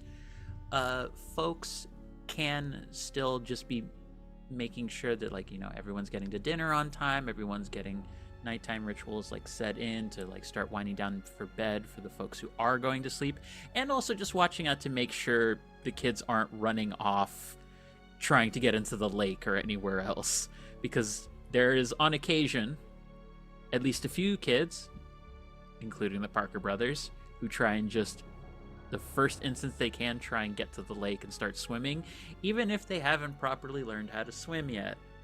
Pause. Wait. I think Lucy is gonna she's trying to stay up with the lake crew, because there's a side of the camp she hasn't, like, she needs to add more names to her list. She wants to meet more people, but by 11 p.m. she's fading. And she's like she starts walking slower, and like energy starts to go down, and she's like starts to tell kids like, hey, watch out. You guys stop. Just like it's just, energy keeps going down. But is Cece one of the late night people? Or Cece tends to stay up for a lot of late night stuff regardless. Cece's not exactly someone who ever actually calms down. Cece has perpetual energy even when you would think she like does not should not have it. It's true. You suspect there might be some sort of magical influence to how she keeps herself going. Either that, or she has found her own stock of caffeine that she is not telling anyone about. Oh, interesting. Is she around? Yeah, Lucy? Cece's around. Think I could find her? Yeah, you can find her. Yeah, she. The camp counselors always have the choice at the start of the camping experience whether or not they want to be also rooming with a lot of the other students, or if they want to be with some of the additional ones. Yeah, secondhand embarrassment will be a thing throughout the series, folks. No worries, chat. We're here for you to live. Embarrassed by what? This is all natural. Everybody does it. Don't think everyone does some of the things that we have happen in the stream. Listen. If you can't have natural embarrassment, store-bought's just fine. Yeah. But no, doesn't taste the same. But yeah, no. Cece is one of the people who tries to have her own her own cabin space. Sometimes folks bunk up like 2 people to a cabin if there's a lot more counselors than otherwise. But she's just sort of there, like when you come in, she's just. You do a little knock on the door. Yeah. He's like, who is it? Hi, it's Lucy. Oh, hi, Lucy. Just making the night rounds. That's it. Okay. She sort of comes over, and she just has like a very thin T-shirt on that like just is the definition of struggling against her muscles, but she doesn't really realize it. She's just like, yeah. I just wanted to say hi before I head off to sleep. I was really tired, and yeah. Sure. See your eyes kind of lidded. Oh, hun, are you trying to push yourself? Just wanted to meet you. Yeah. I start to lean. Is that sleepiness or like just staring at like in awe at Cece? It's mostly sleepiness as her brain's starting to fog and she needs to go to bed. Oh, honey, I'm gonna walk you back, okay? Thank you, you're so strong. Well, thanks. You should be proud of it. You work out, right? I mean, I don't work out that much. She's like, you just Whatever see you're that doing, like it's there's working. you can hear the shirt threads Yeah, are definitely on the like straining side just a little bit. Like she does one of these movements, and you can hear like especially right The around threads where pulling. the threads peeling a little bit.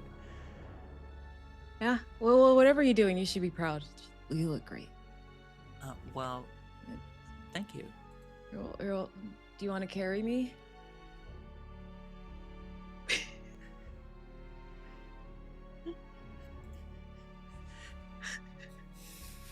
What did you say, Ange? Roll for it. Roll, dudes. Hold on. I'm gonna check something. I'm gonna see how she reacts to that. Just in general.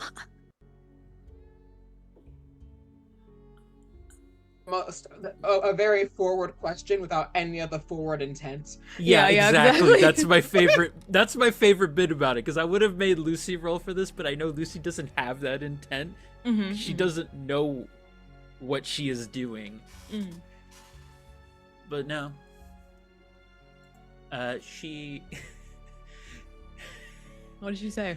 She reacts as, I think you got enough energy to walk, hun, but maybe some other time.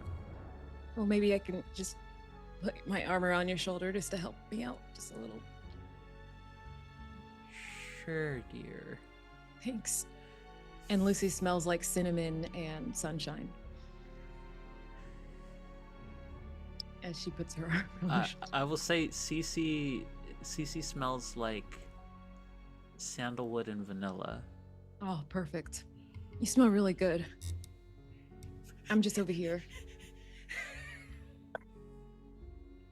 What? Are compliments bad now? What do you? It's not. No. It's not that. I just like. This is the most unintentional flailing lesbian thing I have ever heard. Oh. She's not even thinking about that. No. That's what makes it better. That's Oh. why I say it's the most unintentional flailing lesbian Okay, I thing. hear you. Okay. It's right there. I'm cabin number 7. There's my sister. She's standing in the doorway. Hi, Trin. Yeah, you just see your Trin. You see your sister. Well said, chat. Whomst among us hasn't been here before? Yeah. We've Uh, all been in here. desiring a buff butch to be leading us back home. Listen, I love Abby from The Last of Us 2. Clearly, it awoke something in me when I saw her. Whoa! I'm discovering something new about myself. Okay. Her arms were really Carry memorable. me. I am a baby swaddle me. So yeah, we make our way up to the. So, Trin, you see Come that back. buff butch Latina just slowly helping your sister get to your cabin where you two are at. She'll hold Thanks so open much. the door and reaches to take over, propping up Lucy and Yes. be like, all right. Yeah, this is so much later than you stay up during the school I year. know. Why I'm don't so I'm so tired. Thanks, Cece. Come on. Thanks, Cece. I'll get her to bed from here. Bye. Have a good night. Buenas noches. She's just like nachos. She's just like Buenas noches. she's like, yeah. I'm like, what is going on, man? What is going on? Like, you see her, Take off you my see her shoes, just- Trin. Please help me. Kneels down, undoing the shoelaces, Thank you loosening so them much. up. You're the best little sister ever. You're lucky I love you. Wouldn't do I this love for you too. I wouldn't. so I don't do much. this for just anyone. I know. I love you so much. And the makeup wipes. Where'd you go? Amazing. Did you fall when she's taking off my shoes? She fell over. Okay. That was just funny. Anyways, Ventris, get it together. Get it together. I know what you're talking about. I Oh, didn't actually fall in my chair.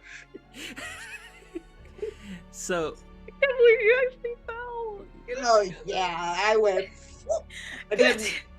no, so Trinity, so you have your sister here. ready to fall asleep. Mhm. When she does eventually fall asleep, do you just keep watch over her, or do you head out and talk to anybody else?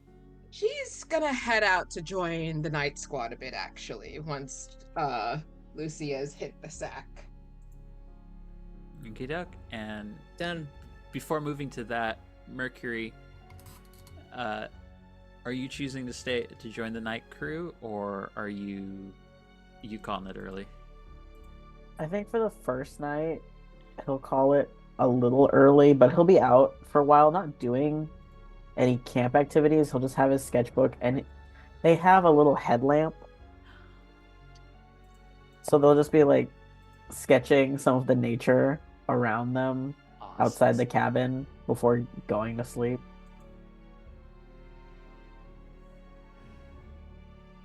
Where do you go by the lake? Because like, obviously the camp is like it's located like on the edge of the lake, but do you go closer to the lake, or are you staying closer to like the forest?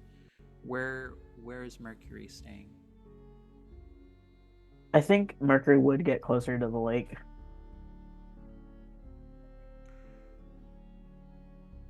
The night feels cool and brisk. There's something refreshing about it, just being out there. Even if this is not a place that maybe Mercury necessarily is the most used to being around, it feels comfortable and enjoyable.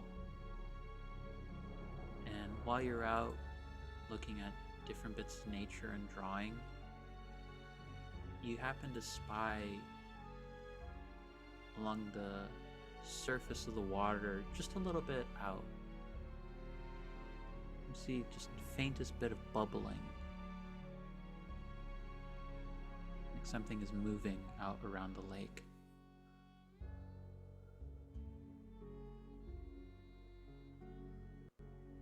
Huh.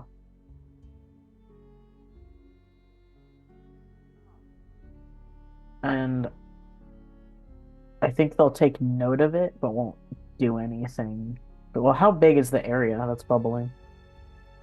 It starts small, but if you take time to keep looking at it, it gets a bit bigger and bigger and bigger.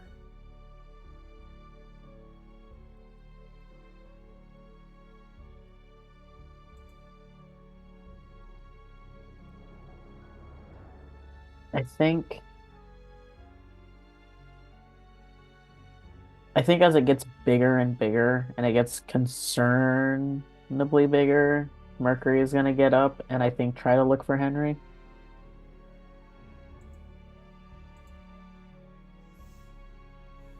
You have to go down. Henry has his own. He does happen to live on the actual like camp property itself, as he kind of is effectively like the owner of the place.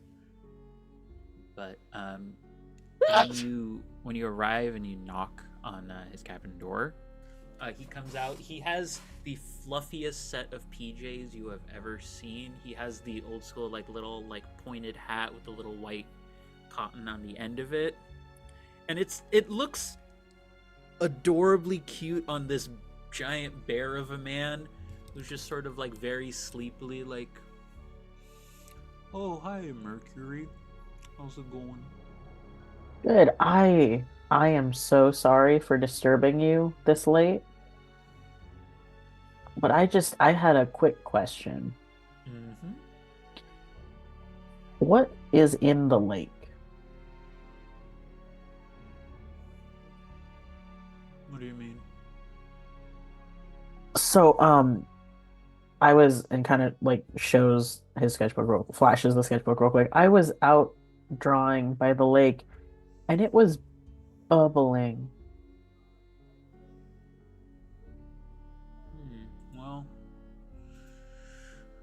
there's a lot of stories out here about Lake Avery. You know, and he points to, apparently his PJs also have the symbol of the camp, which is effectively, it's like a little squid humanoid in a cap that has an LA on it, so for Lake Avery. And it's like it's just a little guy Just a little but guy. he's just a little guy. But he says, well, there used to be a legend of somebody who alleged that they actually found what appeared to be a very rare species of octopus that lived out in the lake. Now, no one really put that much stock in it, because why in the world would an octopus be somewhere in a lake? But, you know, we took a lot of joy in that kind of old story, and we decided to make it a fun little symbol for our camp. But aside from that, I don't know, it might be maybe another counselor or somebody's trying to get out. Maybe small little critters are swimming all in about. You never know.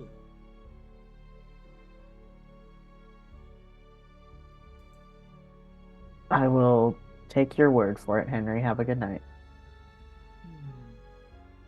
You have a good night too, Mercury. You have any honey?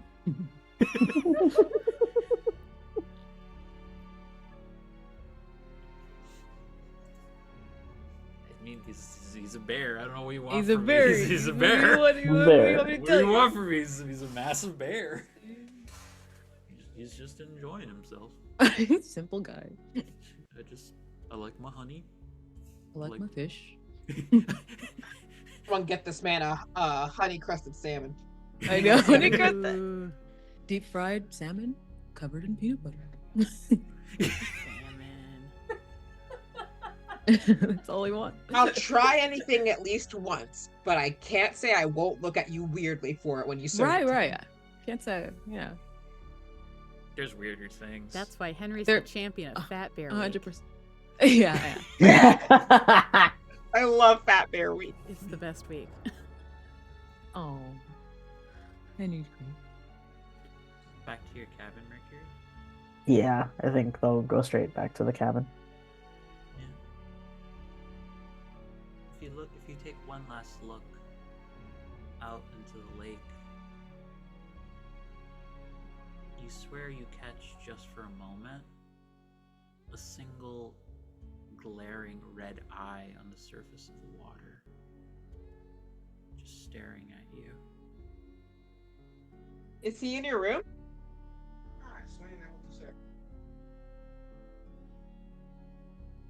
Where? That for a moment it blinks, looking directly at you. But then when you look back, it's gone.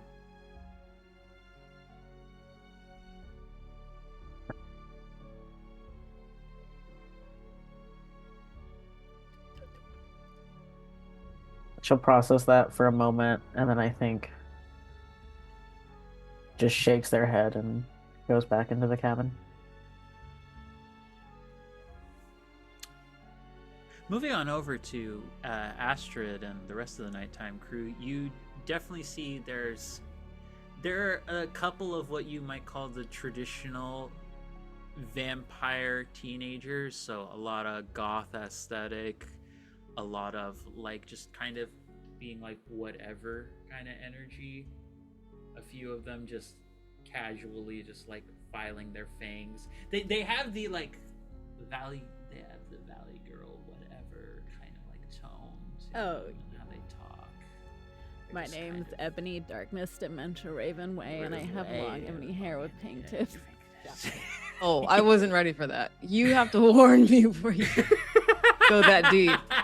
Sorry. Jesus. I'm sorry, I can't help Whoa. it. It's I'm there. kidding. She pulled that from the recesses of her mind. Oh no, it's a yearly tradition over on Oh my the God. Twitch channel. Okay, never mind. Never mind. Better. I have- Even better. But no, Perfect. Exciting. there's definitely somebody who one of the older teens, probably closer to like 16 or 17, who's trying to get away with breaking the dress code for the camp by like still wearing the yellow camp shirt, but has chosen to like do cuts all across it so that it's very tattered, and it has that like look that they sold in some stores before, where it's like clothes that came pre-cut around the sleeves and everything, like is just trying to model that kind of aesthetic. And then but these are also, Astrid, you would know, some of these older teens are also the ones who, like, their parents sent them with, like, blood tablets to remind them not to let their blood pressure to get too low because they can't feed on their typical, like, sources of blood during this time of the year. I feel like, too, that the camp probably has, like, a supply, from a blood bank somewhere. The typical, like, the camp gets it filtered in for their campers. I would say Astrid's probably, like, and I would think, I feel like Astrid is, like, sort of either leaning up or kind of, like, sitting against a tree near sort of the forest area with some of the other werewolf counselors. And they're, like, kind of leaning each other, directing the campers to, like, okay, like, build a fire, and, like, just watching the and, like, sort of instructing the vampire kids on, like, using their eyesight to find, like, tracks in the woods and that sort of thing, like, getting them immediately getting set on, like, the survival skills here. Like, it goes. I know. Look, kids, I know that you're all think you're all hot shit and you just are here to, like, make fangs at each other, whatever. But no, you have to learn how to do this if you want to make your way in these woods. I promise you, these are skills for life. You can charm the shit out of each other later. And don't think you can be sneaky around us. We've been there and we've done it before. We know all your tricks. And in the meantime, like, okay, Mom. Yeah. Like this very aloof look. The one who most recently had her T-shirt, you can tell it's been done very recently because there's still, like, a crummy job on the tatters and threads at the bottom of it. It's like, well, until we're invited more fully into the forest, we can't actually do anything. So that's not a thing for the forest. You are campers. That means you're invited. You don't think you haven't tried? Don't think that one hasn't been pulled. Fine. I guess we'll help out. Yeah, it's why your parents sent you here. Duh.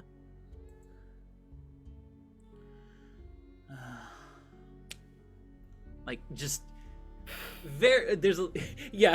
one of them tries to hiss at you, but your fangs are much bigger than theirs are. Like, and typically Astrid doesn't hiss, but will hiss back at the vampire kids, because it's like, oh yeah, you got try to mimic them. Yeah, it's like when your cat is misbehaving, like, because you're trying to, like, put them in their carrier to take them to a vet appointment or something, and they hiss at you, and you're like, yeah, I can do that too. Exactly. End up looking crazy to everyone around. So, like, Aaron. I assume that, like, Aaron. Yeah, Aaron is there. Aaron looks like they're calming down. Aaron, like a 14-year-old who is just like, it's like, hey buddy, hey, no, don't worry. Remember, moon's not out. You're here with us, okay? Wolf in, person out. Wolf in, person out. And this, you're seeing a kid just slowly transforming back. It's like, oh. Okay. Thanks. You're, like, coming up onto checking out Aaron right at this moment. They gonna be okay? Yeah. No, they're just getting used to it, you know. The moon's not quite coming out just yet, but some of the kids are still getting used to it. Yeah, I don't know what it is. Like, back at home and stuff, when it's just us and everything, like, it's not. I can feel it, but it's not a big deal. But like, being around all these like hormones and stuff on top of it, it's like a lot. Yeah, well, it's not usually too much of a bother for me. I can usually keep grounded around all this. Oh, uh-huh. Then what happened at lunch?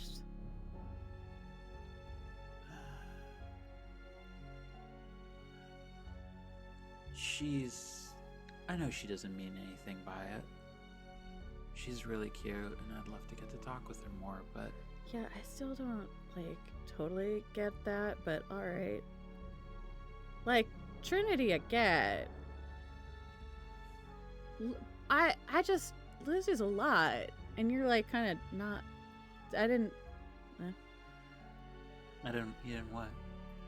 Oh, I didn't think you went for that sort of thing, but... What sort of thing? Like you're pulled aside to each other, but Yeah. like he's kind of looking at you in like a genuine curiosity kind of way. He's just like, "What do you mean?" I don't know, you just... I don't know, you've always just gone for more, you know, like... Well, with us, it's, like, different, right? Like, that's just kid shit, right? But, like, you always tend to be... I don't know, I've always seen you with more chill folks. And Lucy's, like, really not chill. Yeah?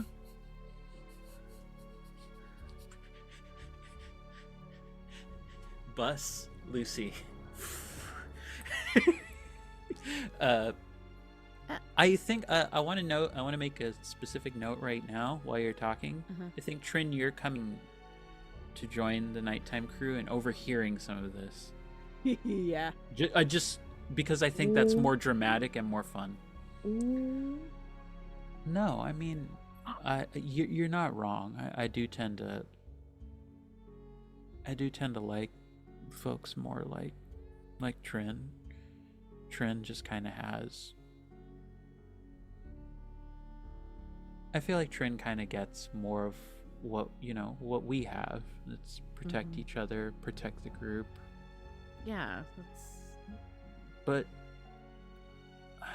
I don't know with Luce, it's... And you've never heard him refer to Lucy in that, with that kind of like affection. I don't know, there's just...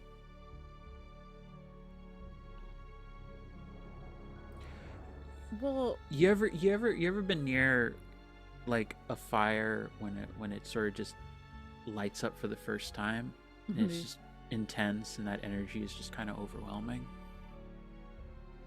I mean, I've only been going to this camp for like 12 years, so yeah, I'm familiar.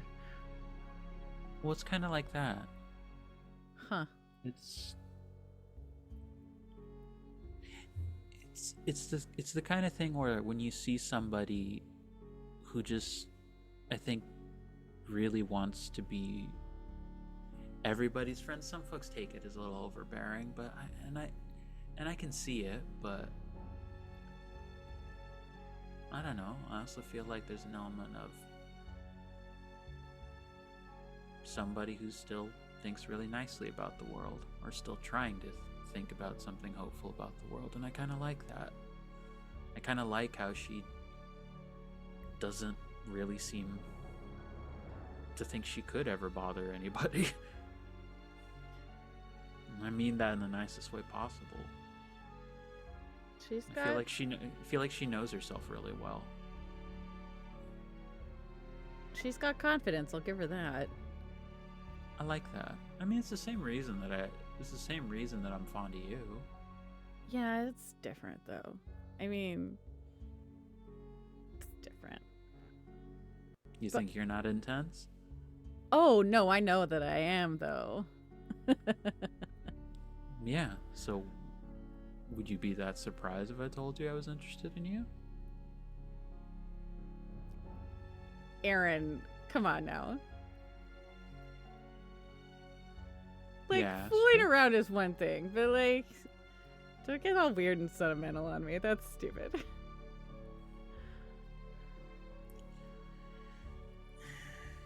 Look, you take this however you like.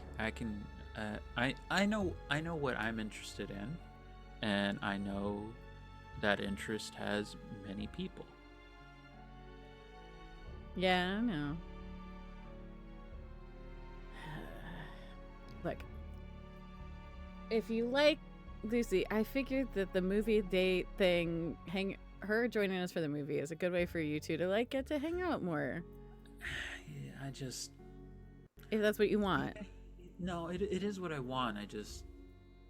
I also, I need somebody who gets.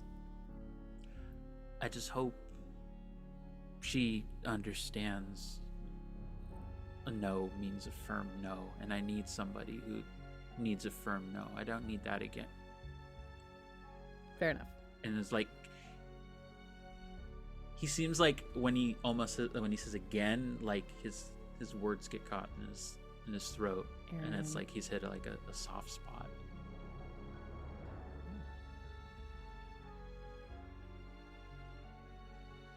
Aaron, look, if it's maybe, I don't know, maybe I can talk to her. Maybe we can get Trin to talk to her. She sees her moments, and because Get now in there. when they were talking about just Lucy and a little bit about her, it's like, okay, fine. But now she's feeling she's treading towards something that she's not sure should be overheard. So she's and it's like, heard my name? What? Oh, Trinity. Hi. We were just chatting about the counselors again this year. Huh. You got really awkward for some reason when I said I heard my name. Look.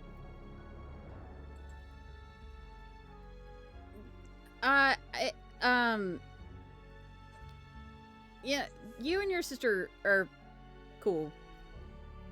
And whatever. But like this afternoon at lunch, Lucy just came on a little strong to Aaron over here, and I don't know, how do we tell her that, like, that maybe that, like, to Have you tried being direct? I didn't think most people liked that. Yeah, that tends to be what gets me on most people's bad side, but my sister still loves me.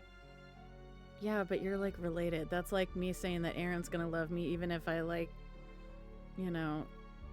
tell them to fuck off or whatever. I mean, yeah, but what I'm Right. getting at is... Aaron will love me forever, so that's different. Forever. I will say, Trin, you know, I will say this because this is going to be a common line for me throughout the series because it makes it more dramatic. You notice a noticeable blush on Aaron's face in response to Astrid's comment. Astrid, you don't see this.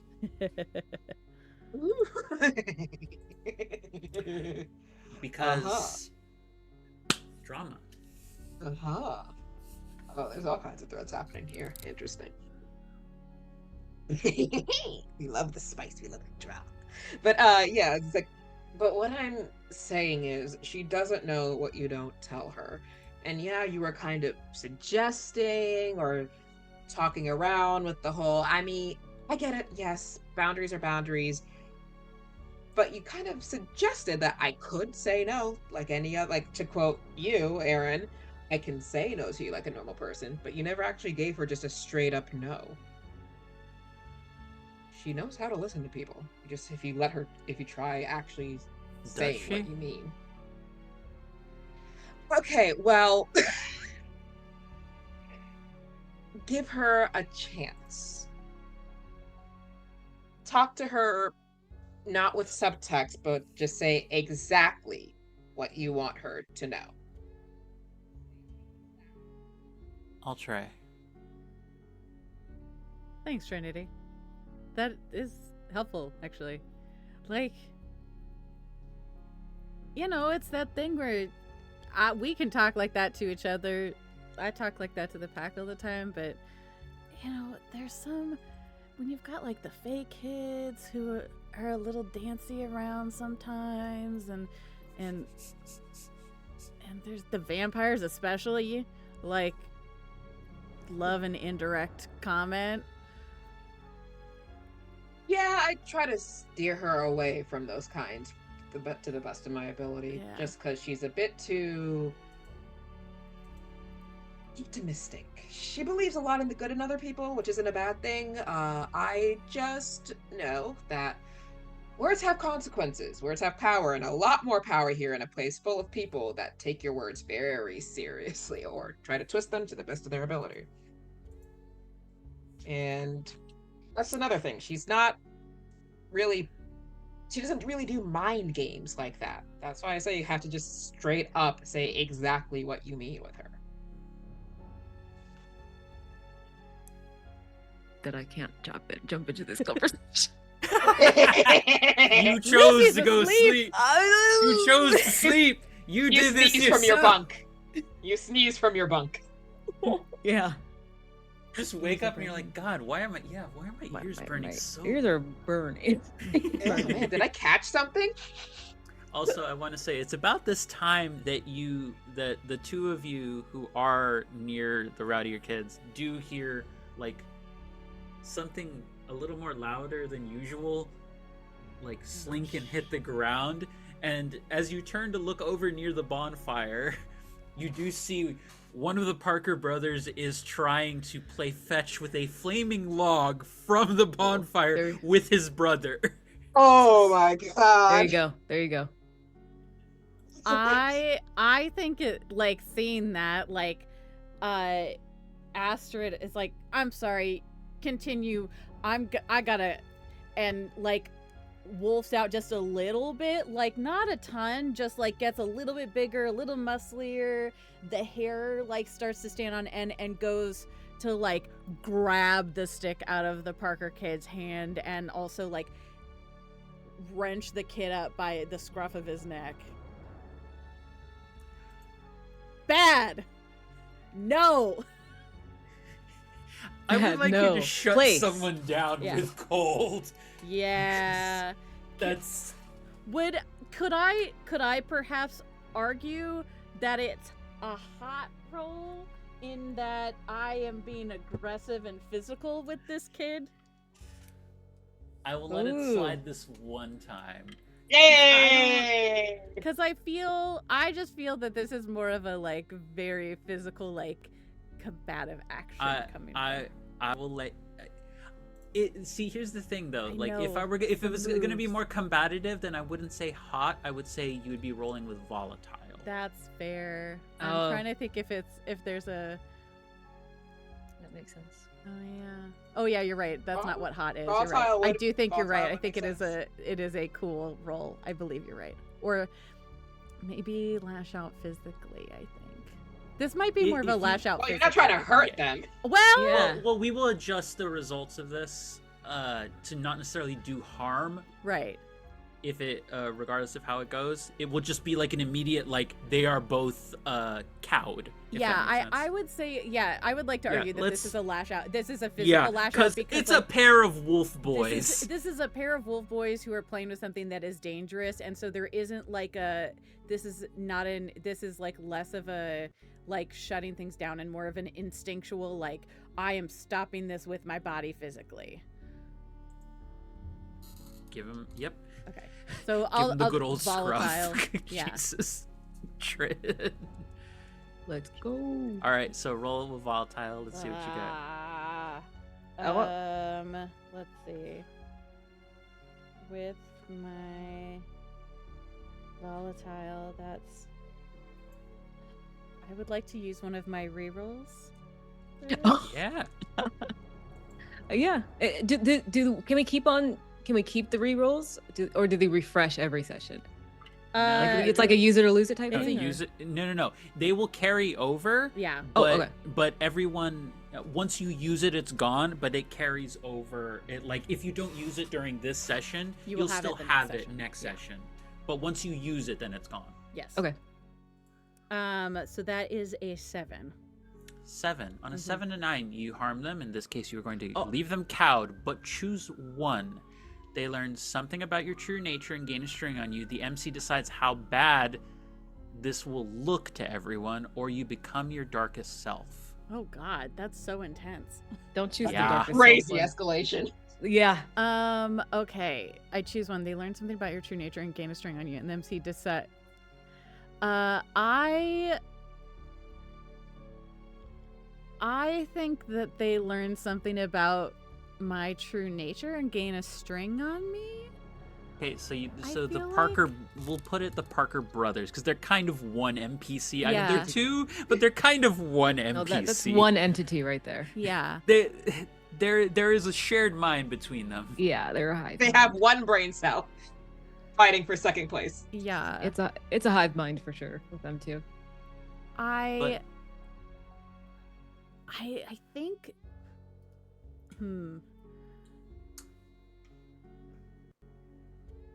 I think that they are learning that I think that they get the insight that like that Astrid is not all bark. If that No, makes they're sense. yeah, no. I Like- think they have not quite understood Yeah. how in touch with the lupine aspects of yourself that you are. They're just sort of like, oh, she's just got maybe a couple years on us, and it's Yeah. like, no, she's been aware of her werewolf nature for a while. Yeah, and I think and that like she's not afraid to use teeth if she needs to. And like she isn't yet, but it's like barely holding it together as far as like that part of the transformation. Do you know what I mean? There is a moment where both of them look like they're gonna try and bark, but once you like, if like your eyes flash the yellow that is signature of like the werewolf transformation coming, and they both see it, they're like, oh, we've fucked up Mm-hmm. very badly. And they both just sort of do the like whimpery dog Yep. kind of like noise. Mm. You do notice that another kid who was by the fire looks like they're holding onto their hand now, and for a moment you think like, oh, they got burned by something, but it looks like it wasn't the log. It looks like maybe something fell out of one of the boys' pockets, one of the Parker brothers' pockets, and it looked like it might have been just like a piece of like a metal that they just found that had a bit of iron in it. Ah. It's one of the Fae kids has been hurt by some of the iron.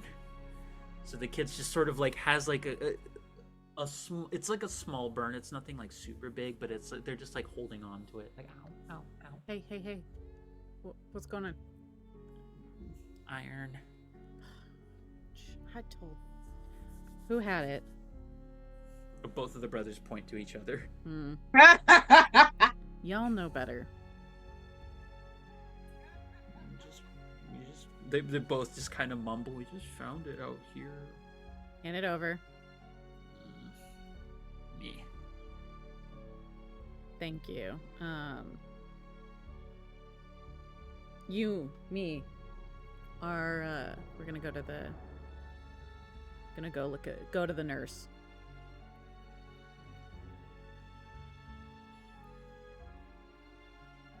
Do you need me to go with you? Do you need to go, or do you want to go?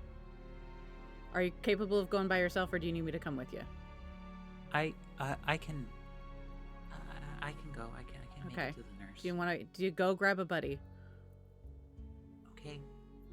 And you see they again, this kid like seems like they have almost like purple and like magenta toned skin. They didn't have this during the daytime, but it seems like at night they become more in tune with the other realms that affect sort of their own abilities, and they're still getting used to like that effect. They get a little startled at their own like sort of skin at times.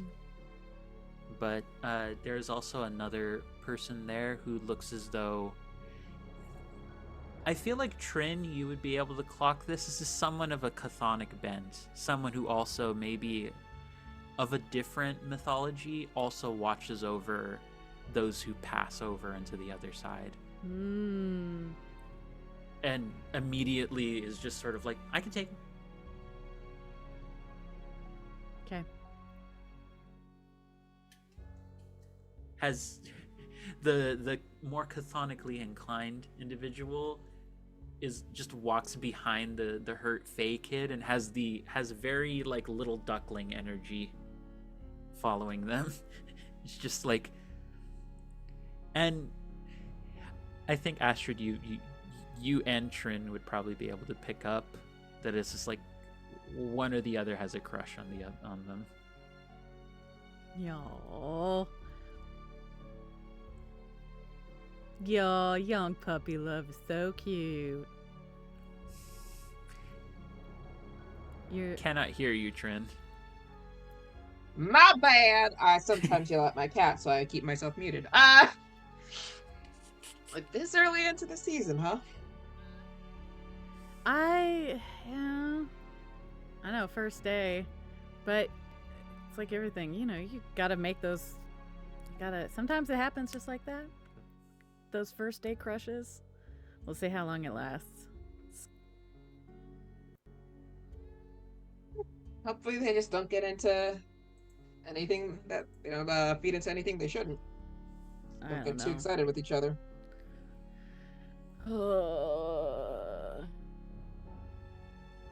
Because you know how it goes. Kids get excited. They want to show off for who they like. And then the next thing we know, Yeah.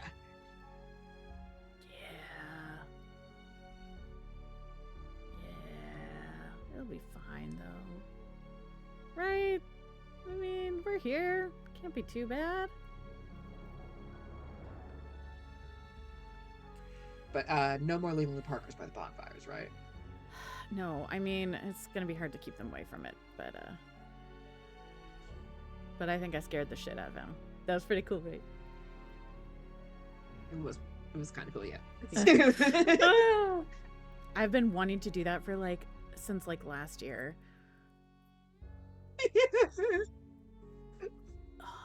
Like to them specifically, or? Well, I mean, yeah, because they got into so much. You weren't here last year, but they got into so much fucking trouble last year, and I did not get permission to wolf out on them and stuff. And this year, I talked to their parents, and they were like, "Yeah, you can totally do that." I was like, "Yes." I mean, I won't hurt them. I would never actually hurt them, but I am allowed to scare them. I did get that permission this year. I think it builds character. Sometimes you gotta make kids shit their pants a little. Right? I mean, I'm not going to say that I did. I was never scared of anything when I was a kid, but Yeah, totally.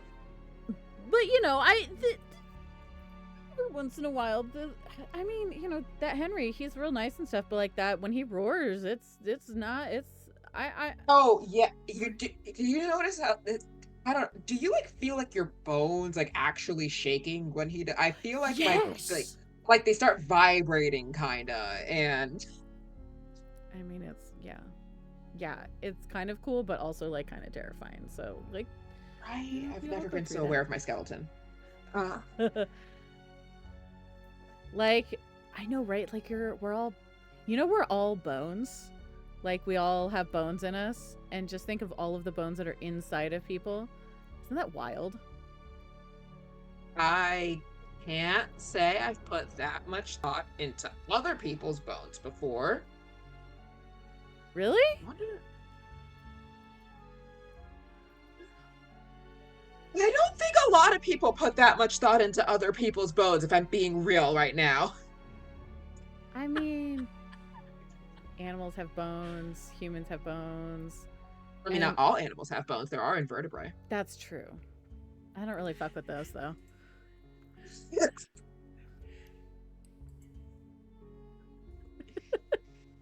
They tend to be really chewy. Wait, have you had invertebrates before? I can't say that I have. are like, I mean, like doesn't calamari count? Ugh. You've had calamari? Yeah, it's really good. Like with the batter and the deep fry and the sauces. I'm sort of more of a red meat gal myself. Seafood is also pretty good when you give it a chance. I mean, I do like salmon, but that is kind of a red meat also. It's a red fish. Exactly. See? I see the connection. Just Yeah. intrude at this moment and ask, how did y'all get to this conversation? don't know. happening?" There were I just- bones, and I just went, and like a dog with a bone, I just went, oh, Yeah, like bones. dog with bones, and then meat. that was the most I've ever seen a conversation take the squirrel kind of route. This is what happens when you put a werewolf and Cerberus together.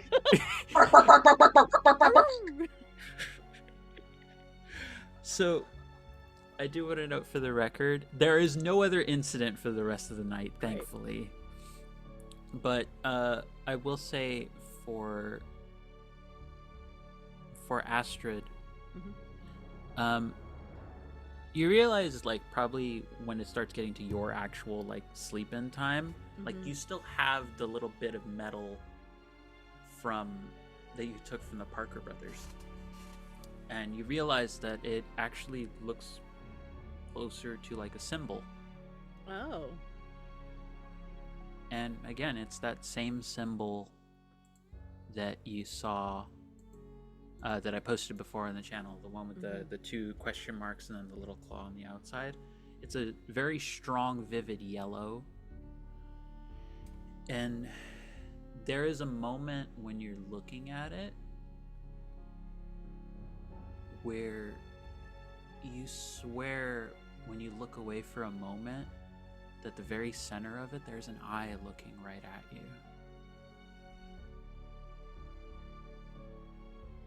That's weird. And you look back and it's not there. And as you're like slowly like getting to bed and it's getting closer to like more of the like dawn kind of range, because I assume like, with the hours you've chosen, Astrid, that you're more like sleeping in early morning kind of aspect. Oh yeah. And getting in more for your lunch is more equivalent to like a breakfast kind Correct. of time. Yeah. You swear when you look up towards where the sun rises, you see a pair of twin suns rising up into the sky. There's not supposed to be two. What? And for a moment you feel almost like all the light goes out in the world, and then the light that returns is a pair of twin moons.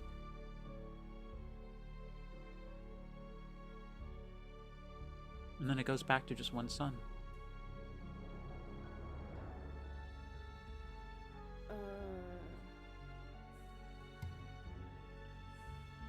Huh. I should probably tell somebody about this. Astrid sort of like thinks to herself and looks back at the iron in her hand and I think heads toward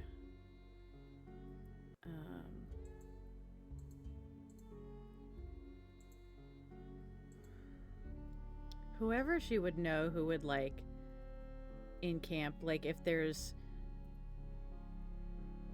whoever tells the story, like who's the big storyteller, knows all the like camp legends and stuff like that. There's probably a couple people who would do it. Cece would be the closest one and the most likely awake in the morning. She would knock on Cece's door then. Lucy's also awake. Just to let you know. Yeah. Lucy's got to be in the scene. Of course. Yeah. No, she No, pokes Cece, she she's gotta pokes be. her head in. You see her coming from behind Cece. No, I'm kidding. You're right. Just kidding. I like feel like maybe Astrid maybe meets Lucy on the way to Cece's. Or What like time is it, do you think? I mean, this is It'd be before I later go to sleep, morning. Oh, before you go to sleep. So it must be Or- early. Yeah. Oh, yeah. It would be. or before is you go this to sleep. after I've gone to sleep? No. This is before you go to sleep. Okay, yeah, because you said like- sunrise. I think. Yeah. So it's Mhm. probably like 5 a.m. 6, like, or maybe a little bit later, but not by much. So it's real early in the morning. Yeah, it's okay. Never mind. Lucy's still asleep. Okay. Side note, completely irrelevant to anything. As Trinity is heading back to her cabin, she has her phone up as she's trying to get a signal enough to so that way the Google response will come back. Our squid invertebrate, or rather, our calamari invertebrate, Things you have to know immediately. and that's how she ends the night. And then knock on Cece's door. Morning. Good evening or morning, I guess. Hey, Cece. One of the kids had this piece of iron on them, which they know they're not supposed to have. Because it fucks with the Fae kids. But it had this weird symbol. I didn't recognize it. Let me take a look at it. So when I was looking at it, it seemed like there was something that was like looking at me, and then there were 2 suns, and then there were 2 moons, and then it was just back to 1 sun again. Oh, well, okay, that's a lot. I know. It was a lot this morning, and I had to like already dealing with the Parker boys. Yeah, no, that makes sense. I'll see what I can find. Like she has like a little bookshelf that she set up in the corner, and she pulls out like a couple of journals. I mean, I figure it's just, whatever. But the 2, I don't know, it was making me see weird things, and I figured, the stories and well, just any magic shit, really. So. Yeah, I'll take a look at it. And like she like turns the symbol around to where it faces its proper orientation. Oh, that's how that goes. Okay. I don't know how you can tell. Okay. Lucy and Astrid, I would like you both to roll gaze into the abyss for me. Oh, okie dokie. So let's roll with dark. And this will be the last roll for the session. Has the moon gone down by any chance, or is the moon Not still yet. up? Okay. I have the moon. What is You it? roll +1 with when the moon's out, yeah? It's actually, I roll as if I have dark 3. Oh, you 'Cause chose I- that one. I even took better. Howl at the Moon. I love you. When basking in moonlight, you may act as if you have dark 3. Do it. Do. Oh, okay. Yeah. Sure. That might work. Okay, I got a 14. It's a 10. Jesus! And a 10 for me. Okay, then. You will both receive the same... This will be the same experience for both of you. Ooh. I'm guessing this happens in a dream of mine.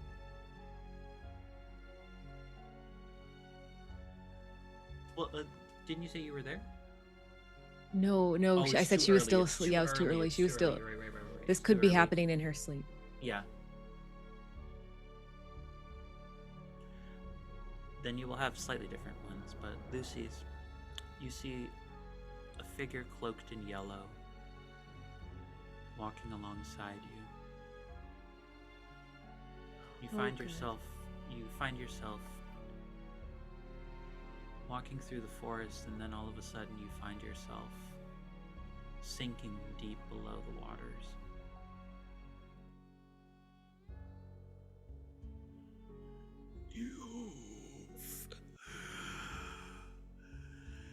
You've yet to awaken your true powers.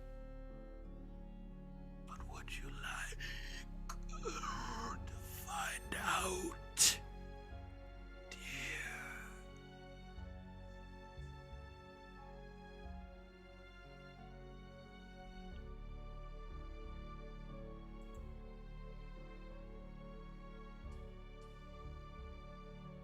Can I answer back in the dream, or this You is can. just? I would ask, what true power are you meaning? Oh, little witch. You've yet to realize what you do.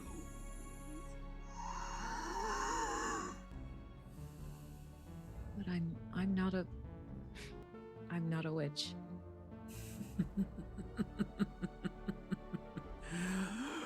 Oh, yes, you are.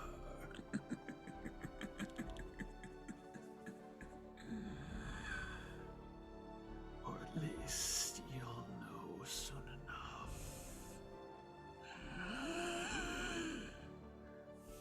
And you get exposed to what looks like an image of an ancient city razed to the ground and sinking deeper and deeper below into the water.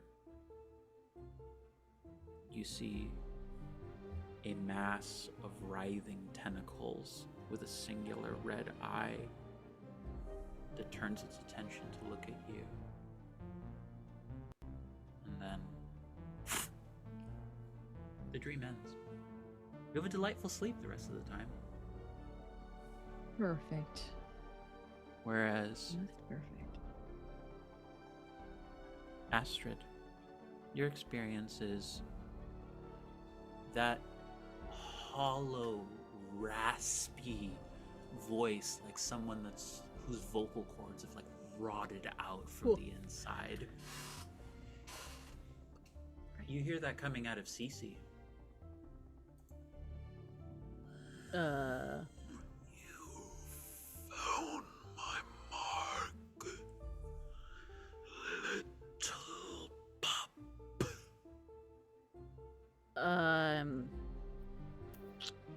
Who? Cece, are you okay? And you look and you see as she turns around, her eyes have gone completely yellow. Shit. Okay. And she looks at you and she says, "You found the king's mark, and so have you called him." I don't have the king's number, so I don't know how I could have called him, to be honest. And then Cece looks at you and she's like, "What are you talking about?" The whole scene just goes back to what it was a moment ago. You just... What are you talking about? You just said... I was just looking through my books a second ago.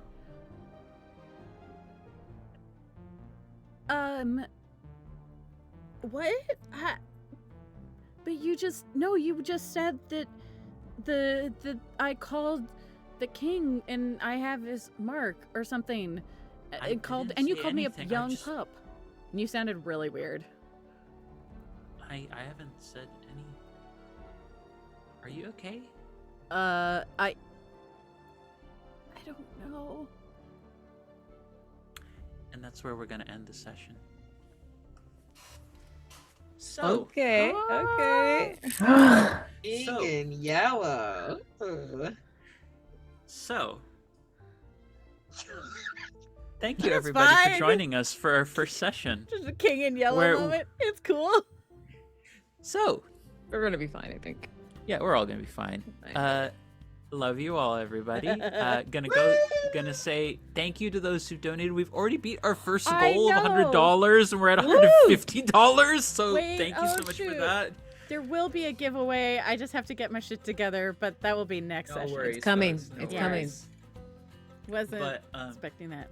but so Not a witch, she's my gonna wife. not try and take too much time for everyone, because we started a little bit late, so I wanted to get us giving us a little time from that. But so just gonna let everyone go around, say who they are, who they've been playing, and also one thing you want to hype up that you're involved in right now, either an ongoing project or hype up someone else's ongoing project. Okay. But yeah, I'm gonna go around starting from how I did before. By which I mean, I lied. Monroe first. Yeah, All right. okay. Okay. You gotta stop lying, Angela. Hey y'all. Hey y'all. I am Monroe. I use he/they pronouns. I've been here playing Mercury, who uses any and all pronouns. Y'all can find me on BlueSky at Monroe, where I am primarily a game designer with my games under monroe.itch.io. Fantastic. And now we're gonna go over to Ventris. Guys, I'm Ventris. I have been playing Trinity here tonight, who is she, her pronouns. And I'm in process of getting my together to start posting my voice acting reel and started pursuing that career process. Let's go. Ooh. Fantastic. And your resident #1 fan, Abhishek, is in chat hyping you up. Yeah. Hey, As he is Abby! inclined That's to my do. friend. Abby, that's my friend. And joining us in being fantastic and wonderful, Maia, you're up. Hi, my name is Maia, and you can find me pretty much everywhere at Maia's Game Room. And I have been playing Lucy, and I will continue to play Lucy until I die. You're not kidding. But yeah, That can be upcoming. arranged. That could be arranged. Upcoming projects. I have a co-op Starforged campaign that is coming up next on my podcast. So it's going to be, it's going to be that high polished sound effects, ambiance, and the sound design and stuff like that. So that's coming up. Soon, by the end of this year, the first episode will be released. So, yeah, that is me. Fantastic. And LD, don't look at me that way. I romance and kill in equal measure. You're up. Hi everybody, I'm Lady Dame, or LD. I use she, her pronouns, and today I have been Astrid Guidry, sorry. Also she, her pronouns. Your friendly neighborhood werewolf. Let's see, I've got a couple things, but right now I am a Twitch streamer here on Twitch. We're, I think, gonna start Slay the Princess for the month of October, coming up sometime this week. Haven't picked a day yet because normally Mondays would be when I stream over on my own channel, and that's obviously not the case for the next while, which I am more than thrilled about. I am also the host of the podcast Monster Crush, which I get to do with my friend Derek. I've had to miss the last couple of episodes, but the next episode, keep an eye out on, because I will be back for that one. Basically, if you like all things creatures, cryptids, and monsters of myth and legend, and like talking about whether or not they're smoochable, that's the podcast to check out. I am also in a podcast called Much Ado About Dragons that I do with my friends. We just finished up our first act not too long ago. It's a Shakespearean themed D&D actual play podcast that I do with a couple of other theater wardrobe people. So lots of fun Shakespeare stuff that way. And I believe I also am here on this channel on Tuesday nights from 7 p.m.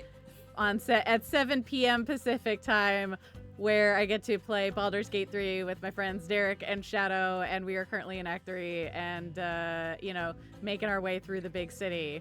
It's taken a while. That's us. That's what we do. Okay. I'm just everywhere here. Hello there, everybody. My name is Angela. I have been the Master of Ceremonies and facilitator of all things dramatic, smooching, and cosmic horror, which are all informed by one another. If you can think, if you can understand that. Yeah. Just they all come from a similar place, which is raging autism. Horniness. Anyway. Oh, right. Yes, autism. Yes, but. I am Demi, despite all indications indicating otherwise. Okay.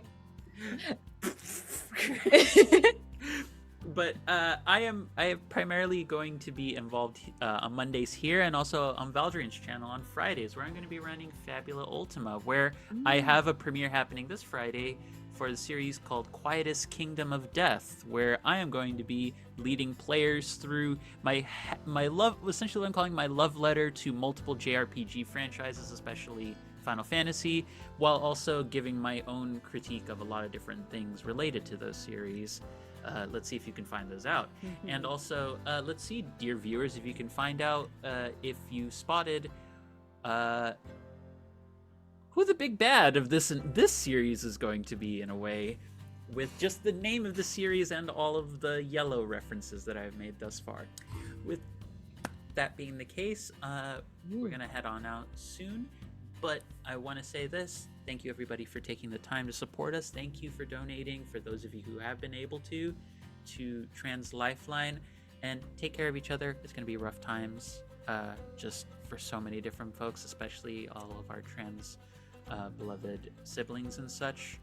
Be there for each other. Watch out. And never keep your eyes away from Palestine.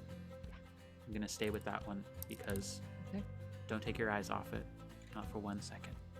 We love you all very much, and we hope you'll join us here next week. And Jesus Take loves care. you too. Let's go. Let's end it there. Okay, fear. Bye.